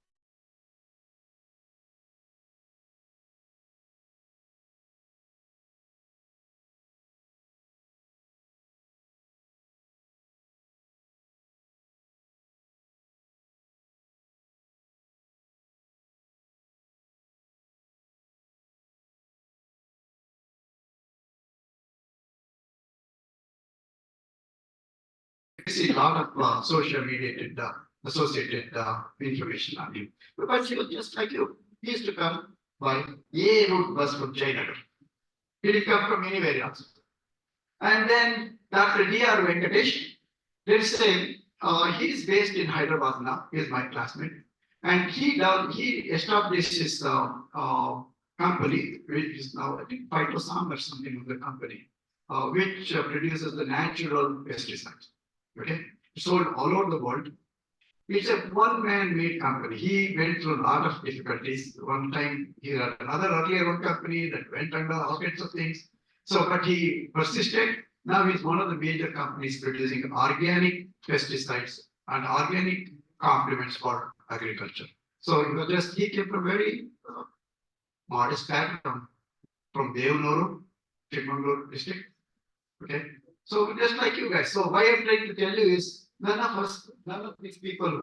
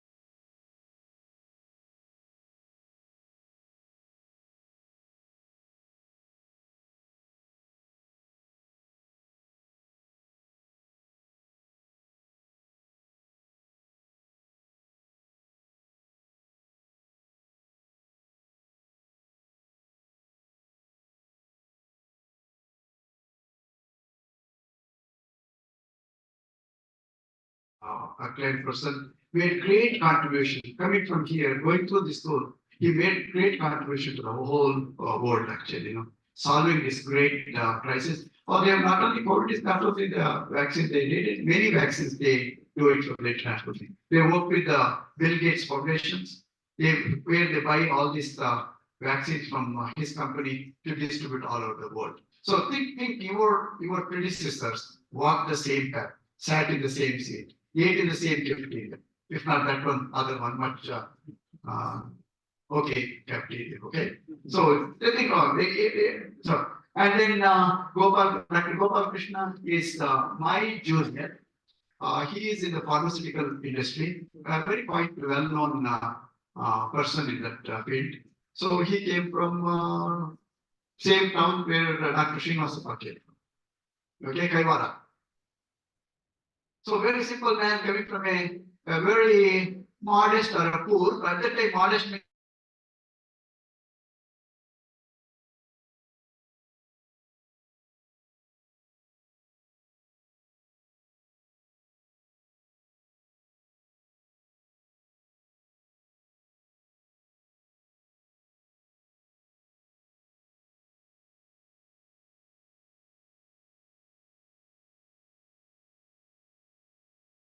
transfer.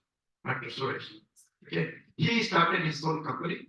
It's a biotechnology company, informatics company in Chicago. He's running. So I can go through hundreds of examples like this one with my memory, but you don't have to worry. All you have to understand is that people who walk the same path you will be walking, learned in the same classes using similar instrument, not as you are using much advanced instruments and advanced tools and other things. They have become successful because of the knowledge they gain, the tools they develop, the information they gather, and the good habits and the collaborative spirit they develop in this university at this level. Please understand you are in a great institution, you have a great opportunity. Besides doing your thesis and getting a gold medal and all, you have great opportunities to become a great human being and a great citizen of the world. And let me have the last slide, please. Okay, I've been talking.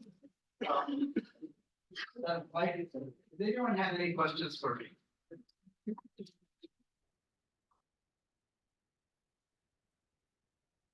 Still, there's a little bit more time for lunch, so anyone wants to ask anything, ask me. I don't guarantee that I'll answer your question because I'm not that smart, but I can try.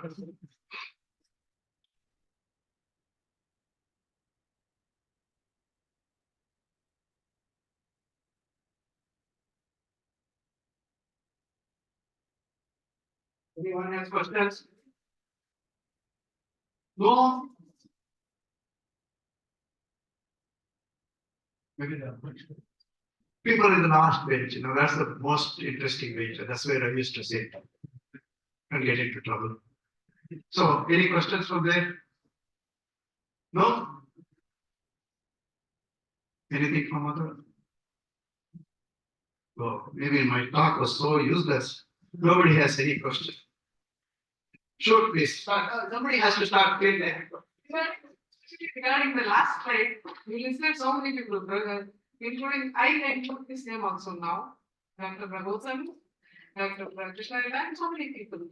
One of you maybe become like that, one of them, but why is no name of any lady? Yes, the majority of the students are lady. So,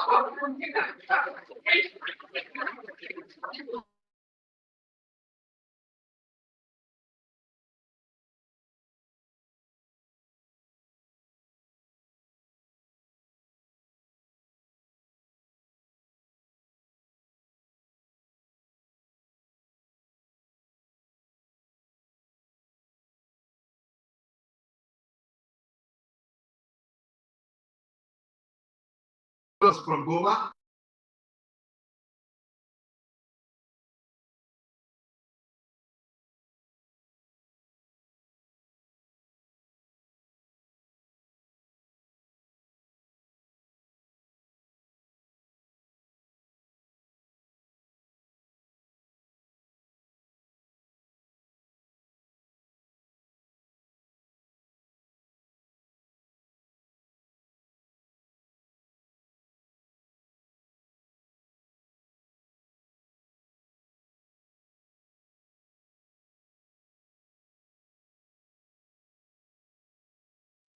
Power and your ability, but still there is some disparity in the world between men and women.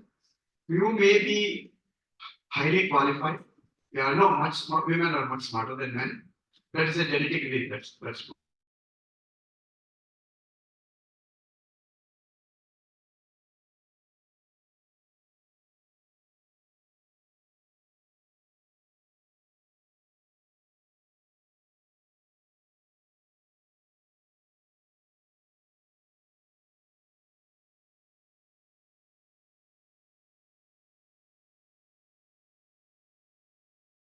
now ask the question.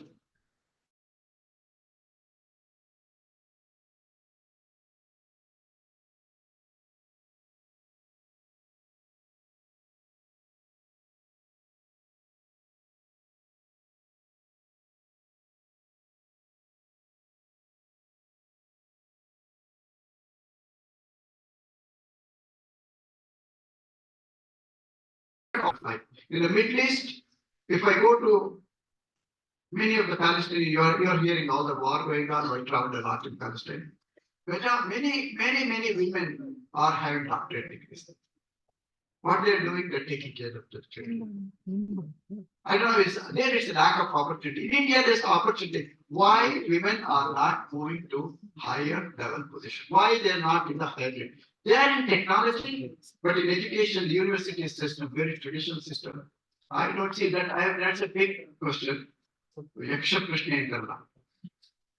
I don't know who is going to answer that one. What do you think? Why women are not getting into higher position? Why there are so many vice chancellors, all are men? Why all the deans are men? Why all the directors are men? Majority, not all. Why not women? Even though 60% of the women have higher education. GLP, no? Have you ever thought about it? Where is it? I want to be that 60% going nowhere, serving the men, or you want to challenge yourself to go and challenge the society, challenge the system, to go.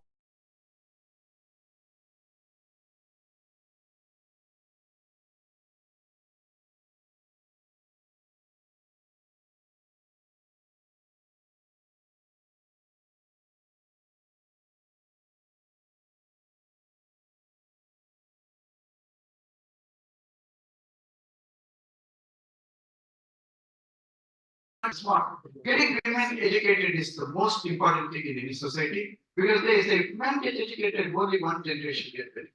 If women get educated, 3 generations get benefited. One, their adults in the family, their children, and then themselves. Men, yes, sorry, well, I speak for myself. They're a little bit selfish.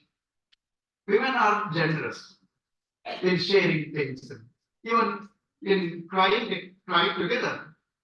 We feel that we are strong and we don't shed our tears sometimes. It's good to shed tears sometimes. She to be joyous with the family. You guys are amazing. I don't know, you have all the qualities much superior in social living. I don't know why you guys are not in higher position compared to men. Any thoughts, anything? It's totally out of the subject, but if you want to say anything, this is what critical thinking comes. Why? Why did men dominate? Why did you guys let the men dominate when you are in the dominating position? That's a challenge. So there are many things one needs to understand. This is not a present problem, it's a problem. Okay. If you look at all the things, everything, all the things are done by women, then even old literature, old Veda, Shastras, and I mean, women are stupid. They have the same genetic basis. Very few you can see in that one. Gandhi, Maitri, they were the ones who challenged Yagnavalka, asked him, what is Brahma? At the time. Nobody, there were many problems there at the time, they didn't have, the system did not allow them. But now it's a very different time you have decided. You have the knowledge, you have the information, you know what to do. But still, it's a big question for me, also problem for me, also understand why I don't know. I'm not blaming the system. I know how it got created, how it got perpetuated. At least you have the power to make sure that you get the rightful.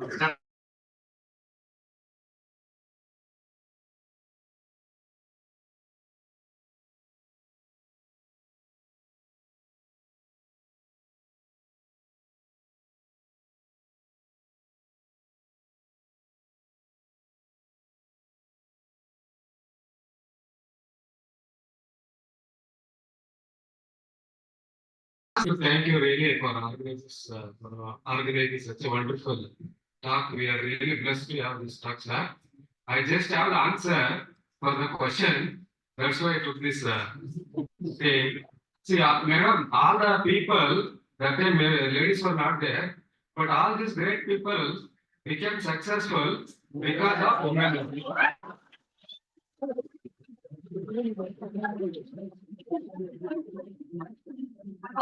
I understand.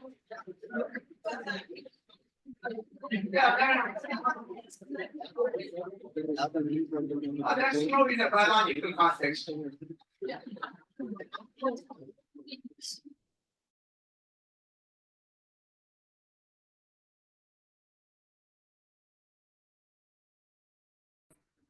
Are you happy with that one?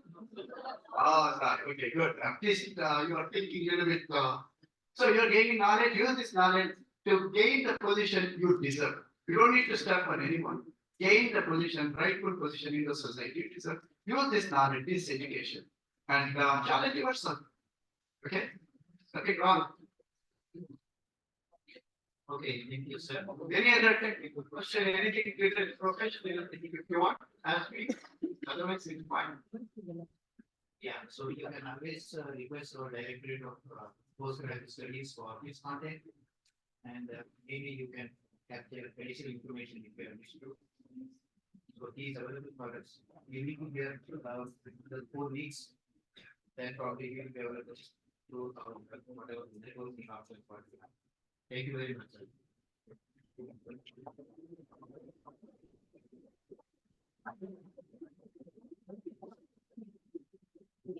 Thank you very much, sir, for your wonderful thought from why we are here to where we should be and how we should be done. Behind the success of every man is what we are going to say now, that behind the success of every business they have. Because not many girls are here, and they are going to be successful in that. No, don't you challenge man. You're already superior. Just go and get your position you deserve. That's all. That's all. I make you the perfect position. No.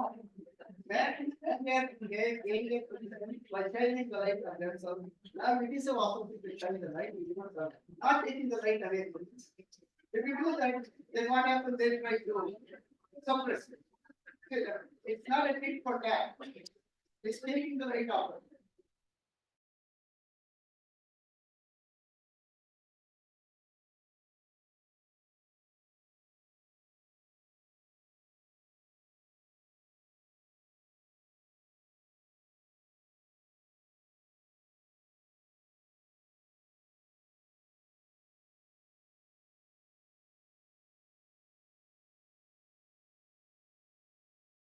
See all the good habits in language, and as you all know, students, you have to listen to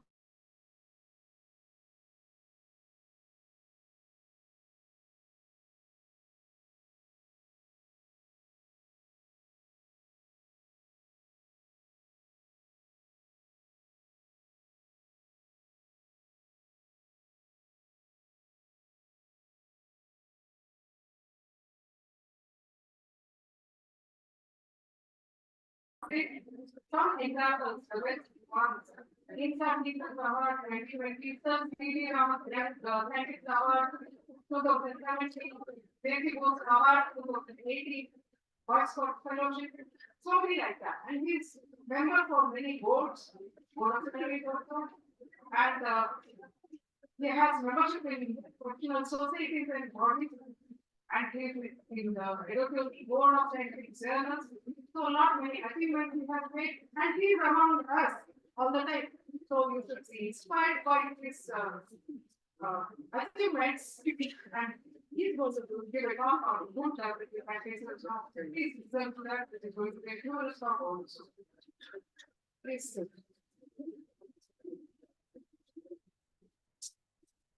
Thank you. We don't need introduction because we are all members of the same family. So whatever she said, it is not because of me, it's because of our students who do my work and they give credit to me. So all the awards, everything is my students. So I'm thankful to them. So I know that you are hungry. So you are having a syndrome for years. That's called low energy syndrome. Right? So therefore I don't want to push anything. I have a few slides to run through. I think I take about 7 minutes max. That's it. I finished off. And if you want more, we'll talk later. And I also have one more person who will be helping me later, but today I think it's very tight, instrumentation engineer. So what we thought initially is to share some essential. Slide change. Yeah, essential features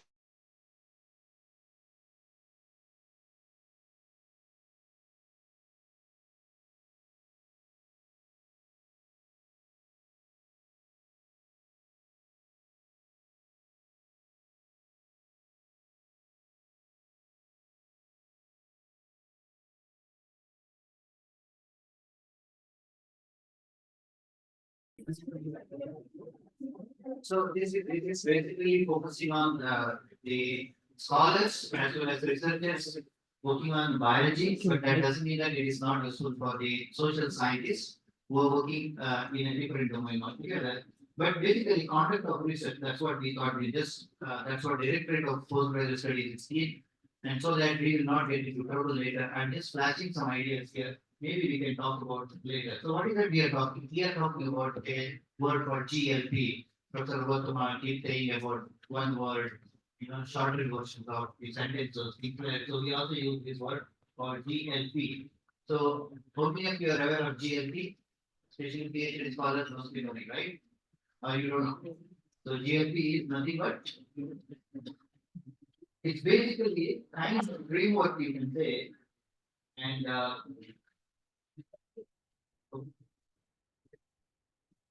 there's no content.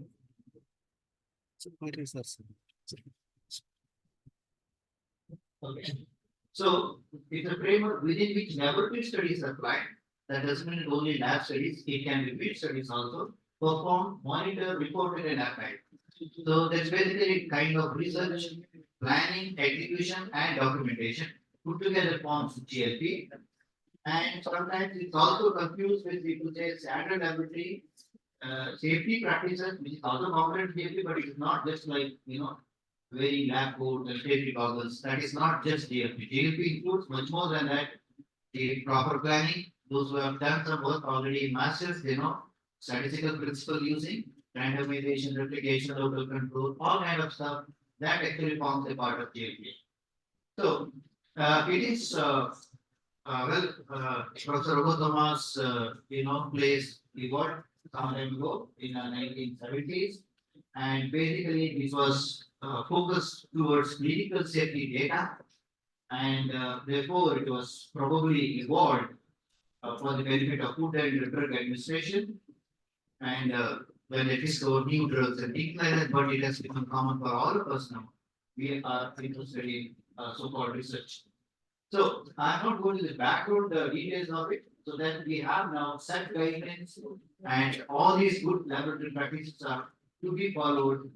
And in our laboratory conditions, sometimes it's difficult to follow exactly that is listed in the textbook, but then there is always possibility to make sure that we capture a good data set and we probably are, in a position to generate good data, which might get you a paper which our dean and others were saying that high impact journals. So poor laboratory practice are found in many places, and sometimes it is because of several issues. Say, for example, the equipment may not be calibrated, therefore the captured data is not good, and you may have the accounting as well as the system and things like that. There are many more. I just listed a few. There could be a complex situation where you end up with getting data which is not in line with the GLP. So I just want to tell you everybody that there are several international organizations now, and if you are aiming for high-end research publications and good quality thesis and job opportunities, all the GLP guidelines are to be followed. In fact, some journals now they also ask for data in the form of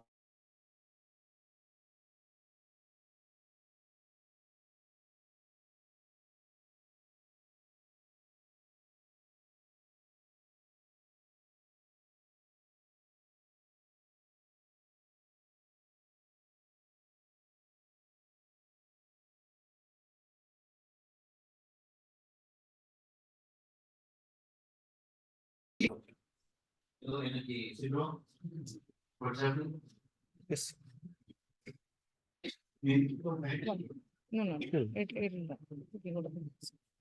Yeah, so you know that what is so they also have certain kind of abbreviations. Again, you have GMP, GCP, and GMP, right? So we will not go to those details now, but then I just want to know that there are international standards for everything. And Next slide.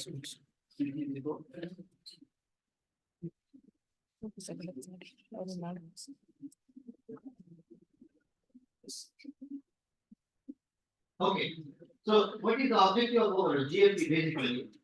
Objective of GLP is to make sure the data are a true reflection of your experimental output.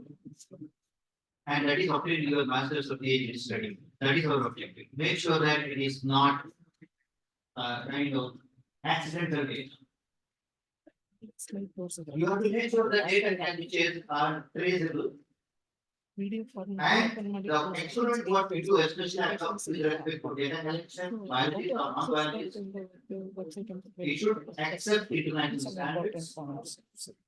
And some of the experiment what we do also should meet the requirement of protection of human health as well as ecosystem environment. All that forms the form of GLP. So when you do a GMO like experiments, have you heard of GMO? So molecular biologists, biotechnologists will be doing a lot of genetically modified organisms. So there are certain guidelines, set guidelines, that's also part of your GLP. So it is not just to the laboratory, the work conducted in the laboratory as well as outside the laboratory, in the field of greenhouse or data collection from the farmers field, all come under the scope of GLP and make sure that you have the proper GLP guidelines, you can refer, or if you want some help, you can come to me, I can also share some information. And this GLP, the purpose is to make sure the data is repeatable, reliable, and respected by, as I mentioned, the scientist global. Everybody should be accepting, and while collecting data, you have to make sure that the resources as well as all the other things which you are using for your experimentation are comparable, are high quality, and the results what you get is also of good quality, and that should also give the respect and recognition so that others can repeat and use the data for their purposes. So there are several key factors. Again, I told you we have a limited time. I cannot go to the details. So the key factors of GLP also includes the how you behave in the lab, working in a group, maintaining proper lab records. There are details about that how to maintain lab records also. We do not have time. Handling of certain chemicals and biologicals, you have to go by case to make sure that you don't get into accidents. And of course, all other things, including safety disposal and standard operating procedures, which is followed in a particular laboratory.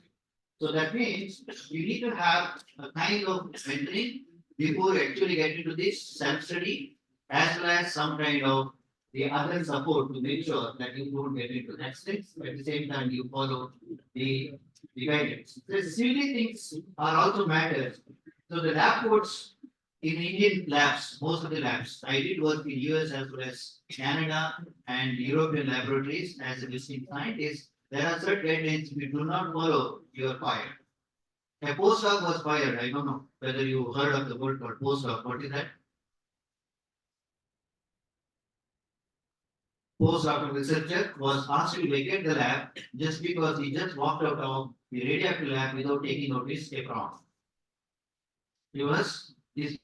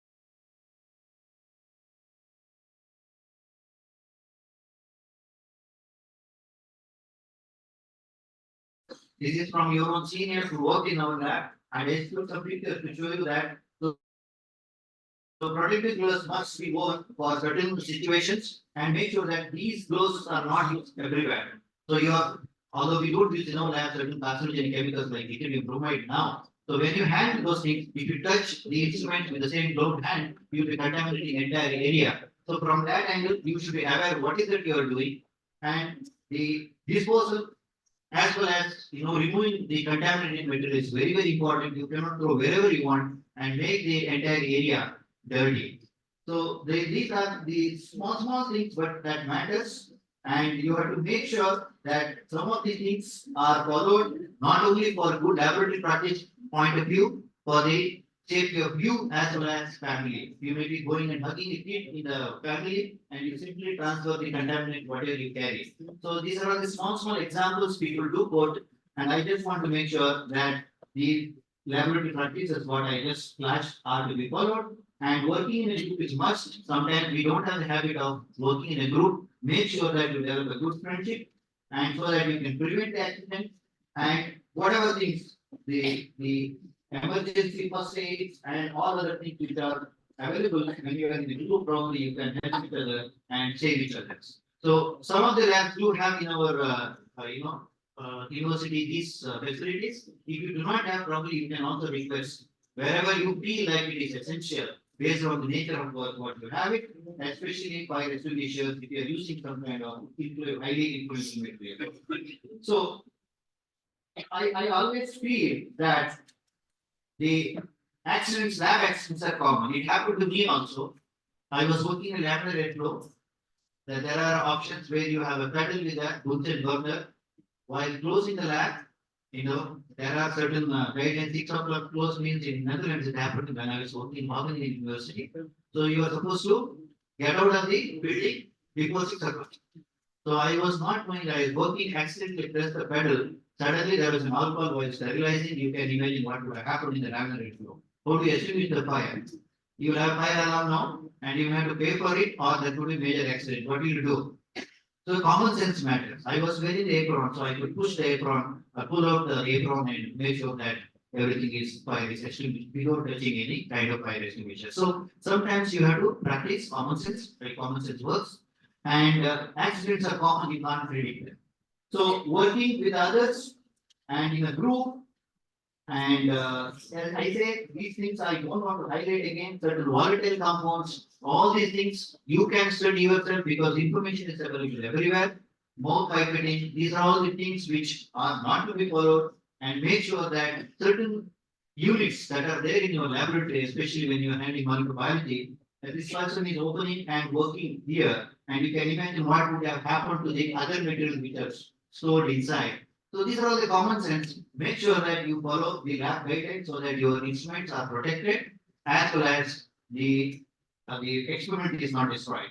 So another thing what we have Indian mindset is that the moment I see something, I will start using it. If I find a car key, I don't start the car from here, I start driving. Then you realize that there is no brake for the car. What do? You have already accelerated and now you are running at a speed of 40 kilometers per hour. But Indians are also good at managing the crisis. So we are good crisis managers. So let's not do similar kind of situation in the laboratory, because this instrument Rajesh is sitting here, and well, I am also not able to touch the machine, although I know how to handle this machine. So they say that without understanding the principle of the machine, without using the user manual, you cannot go near to that machine. What does it mean? It means this machine is 1.2 crores. And second, forget about it, you may have sufficient money. The other person is in a queue to use the machine. And he has designed a beautiful experiment. It's not just for the sake of GLP, it is for the interest of others also. So from that context, make sure that you have to understand the principle of the machine. And there are several set of guidelines, tools available now online. Professor Roberto Majestic, GPT or GPT, whatever you have, all kinds of things are available. So I request you, even the smallest of small machines, make sure that you understand the principle before you handle it. Otherwise, don't touch. And you take a kind of lesson from your seniors, also go through the guidelines. Make sure that you harvest the maximum out of it to explain the machine for others. So another accident common happened in our lab as well as others is centrifugation. You do not know how to handle the centrifugation or centrifuge system. It's okay with a mini spin or a small spinning device. When you go to the floor model, the accidents are very severe. it can actually destroy the entire building and damage the building and its purpose. So in addition to that, you have laminar flow and you have autoclave. These are all very dangerous systems. I want everybody to use the machine at the same time, make sure that before touching the machine, you understand the principle, operating principle, and do's and don'ts. Whatever the facility you have, make sure that you respect. And make sure that you use the right instrument for the right purpose. Sometimes whatever that is available, we try to use it. Please don't do that. That's not the good GLP component. Your GLP component includes understand what is every instrument is actually designed for a particular purpose. Use the right instrument for the right purpose. Ask your seniors, make sure that you don't mess up. Okay, so well, you have to make sure that when you're working in a group with a big labs or a small lab like ours, there are limited resources. Make sure that you protect other experiments as well as your experiment. And these are the common things which we see in our own lab. This image, all the images what I'm taking is from my lab. So you see that there is a bottle here, and all kind of things are done. And laptop is there, and the person is working there. That's fine, it's okay. But if it is a precision experiment, somebody is playing with the RNA extraction or some other things. So you actually have contaminants entering into your food chain also, as well as killing your experiment. So make sure that, although it is silly, but that's very important. Make sure that you remember. And foremost important in our laboratory experiment is the lab records. And we have seen director of postgraduate studies also very keen with respect to your lab journals or lab records. Make sure that you have all the components entered, when you did it, how you did it, what is the expected outcome, some kind of conclusion, title, objective, everything need to be mentioned, and so that it should be written in your own handwriting. Tomorrow, if somebody challenges your data, you have a proof. This is actually the proof, not the paper what you publish. The proof is here. And I have few examples. The data generated in 2008, published in 2010 also, in 2018, somebody challenged. So that fortunately, there was an observation book available, we could address that issue. Otherwise, you will have serious problem. You may lose your job also if somebody challenges in a greater way and if the discovery is being used for multiple purposes. So please try to understand all these things are very important. And I think we will probably talk again later in some of these issues wherever you get a chance. And once you are done with the lab book belongs to the principal investigator or your supervisor and the product of the university. And you can have a copy because this book should be saved for our future reference or records. So you can have a backup data and you can also use the data instantaneously for analyzing and summarizing so that if you want to repeat the experiment instantaneously, that also gives us an option. Okay. So the data should be recorded directly, properly, accurately, and legibly so that it can be reproduced and nobody can challenge your data. And proper date should be mentioned, and of course, your signature is also important. And in the laboratory, those who are using these kind of chemicals, you see these kind of symbols, different symbols on your containers or bottles or storage bin. What is that first one? Huh? Second one? PhD scholars can definitely help us to think.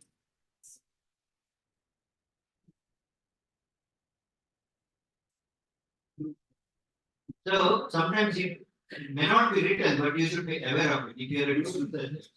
So these kind of things I want you to, the moment you start planning your experiments, to follow and make sure that you follow whatever that is required, radioactive, oxidizing, explosive.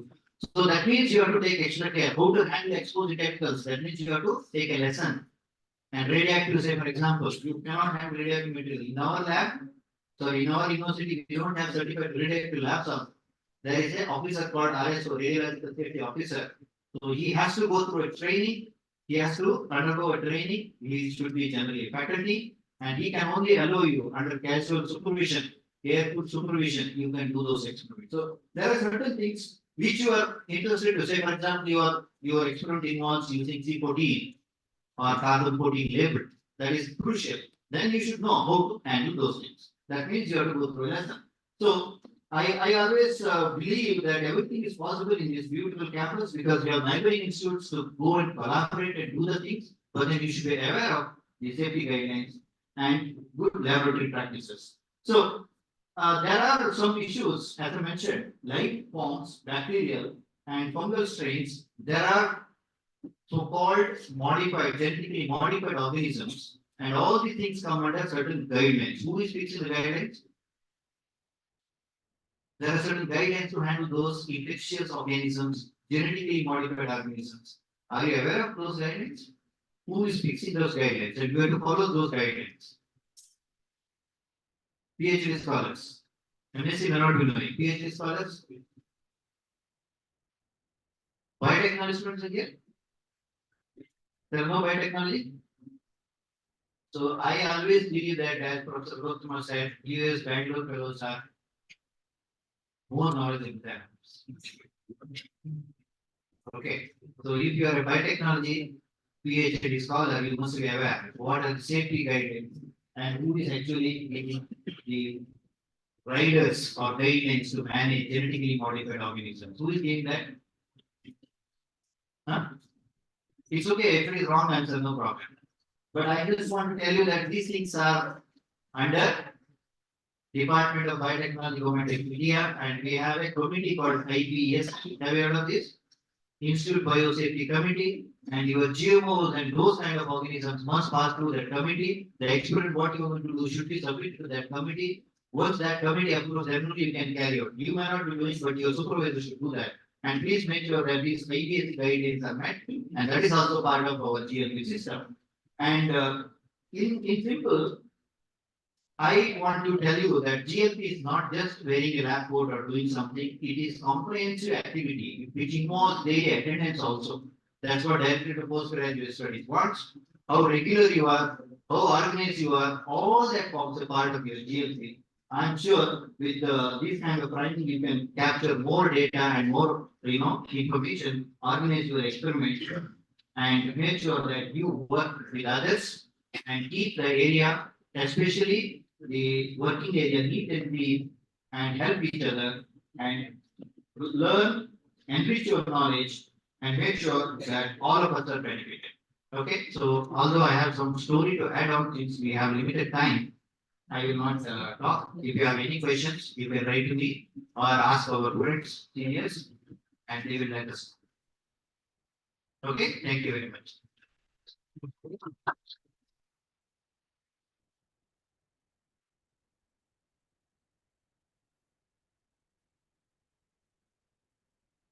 Even slide ಇದೆಯಲ್ಲ ಅದನ್ನ ಮಾತ್ರ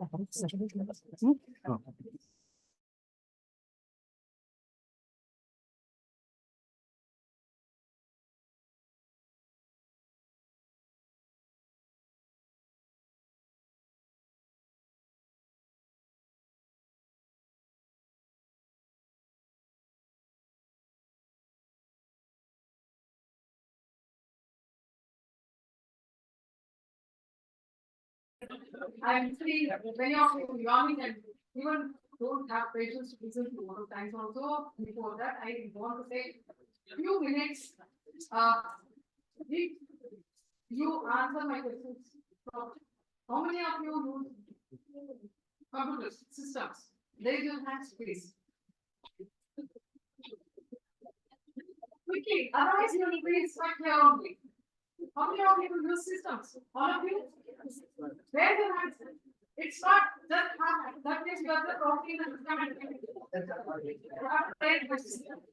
How many of you have access to internet? Yes. What if you are raising and the faculty are raising, then I have to start with academic regulation and information. This one. We have to go through this now. Now you answer my second question. How many of you have access to internet? This is the real answer. And how many of you go to library?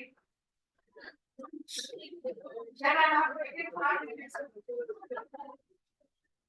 So, you have been listening since morning, and many of the information available in this academic information and regulation. Within the information and the regulation that is necessary for you to carry out your studies, complete your studies, is another 2 years for PG students, MSc students, and maybe another 3 years.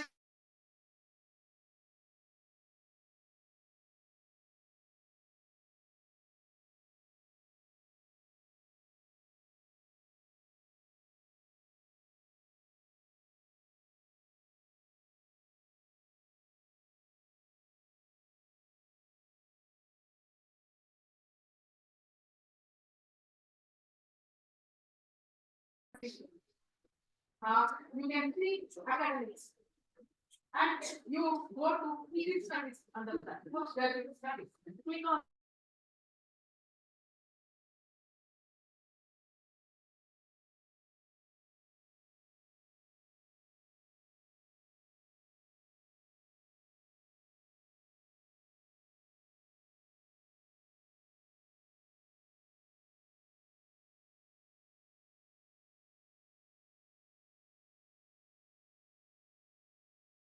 university and the courses that you have to register, how many courses, how many credits, how to complete those courses, and your thesis was the regulation of credit hours regarding thesis and the definition of thesis. We have information in that. Nowadays, many of the theses are being returned to the students because they are not able to write the thesis properly as per the guidelines.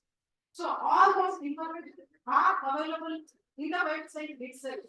So please, if you don't want to listen to this lecture, which has 49 pages and all in this book, you will have to go through that website on your phone. Otherwise, again one time we are going to assemble here to listen to this. Then you will have to do it on your own, and I am warning, you have to necessarily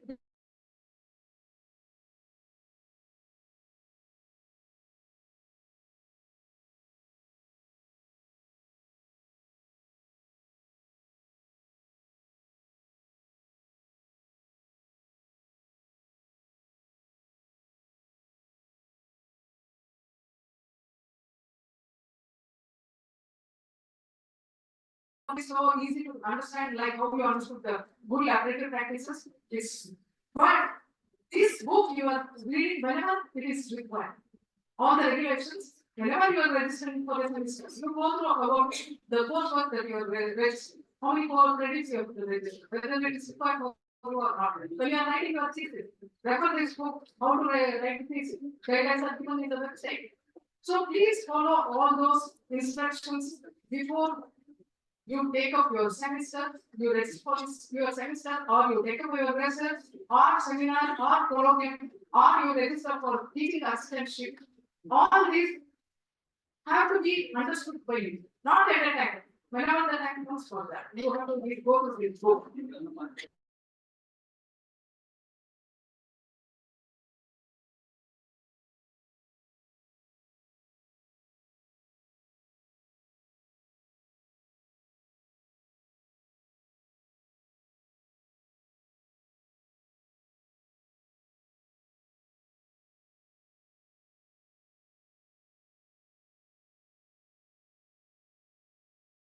Are not able to complete their degree also. So please follow the academic regulation.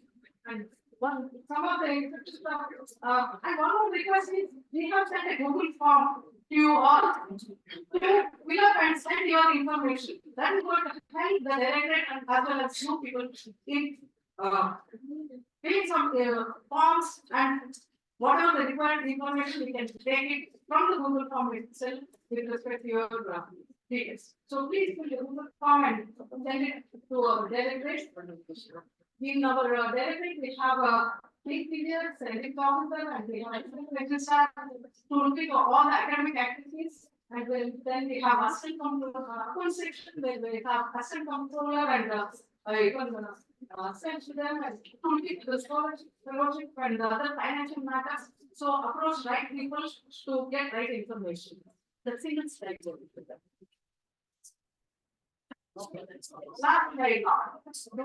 Not any questions. I have one more.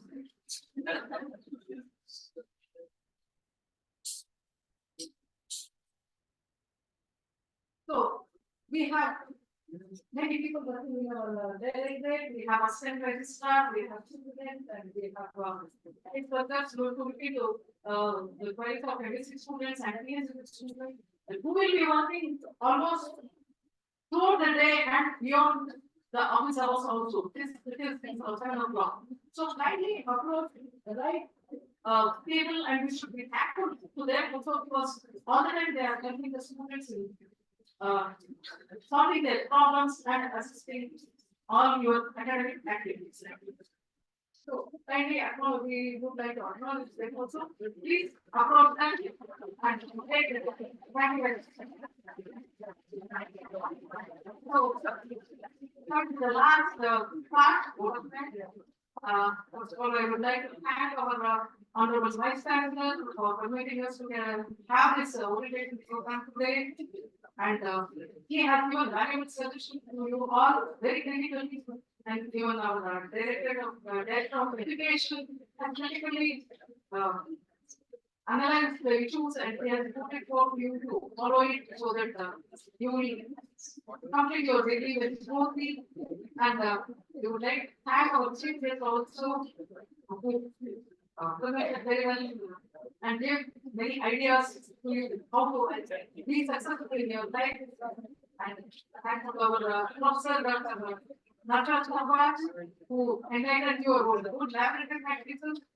And ultimately, I would like to thank our deep postgraduate studies who was behind this program and he made it successful by organizing it today.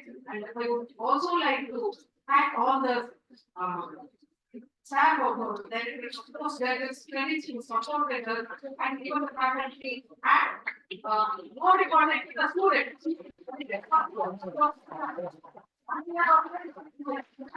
Thank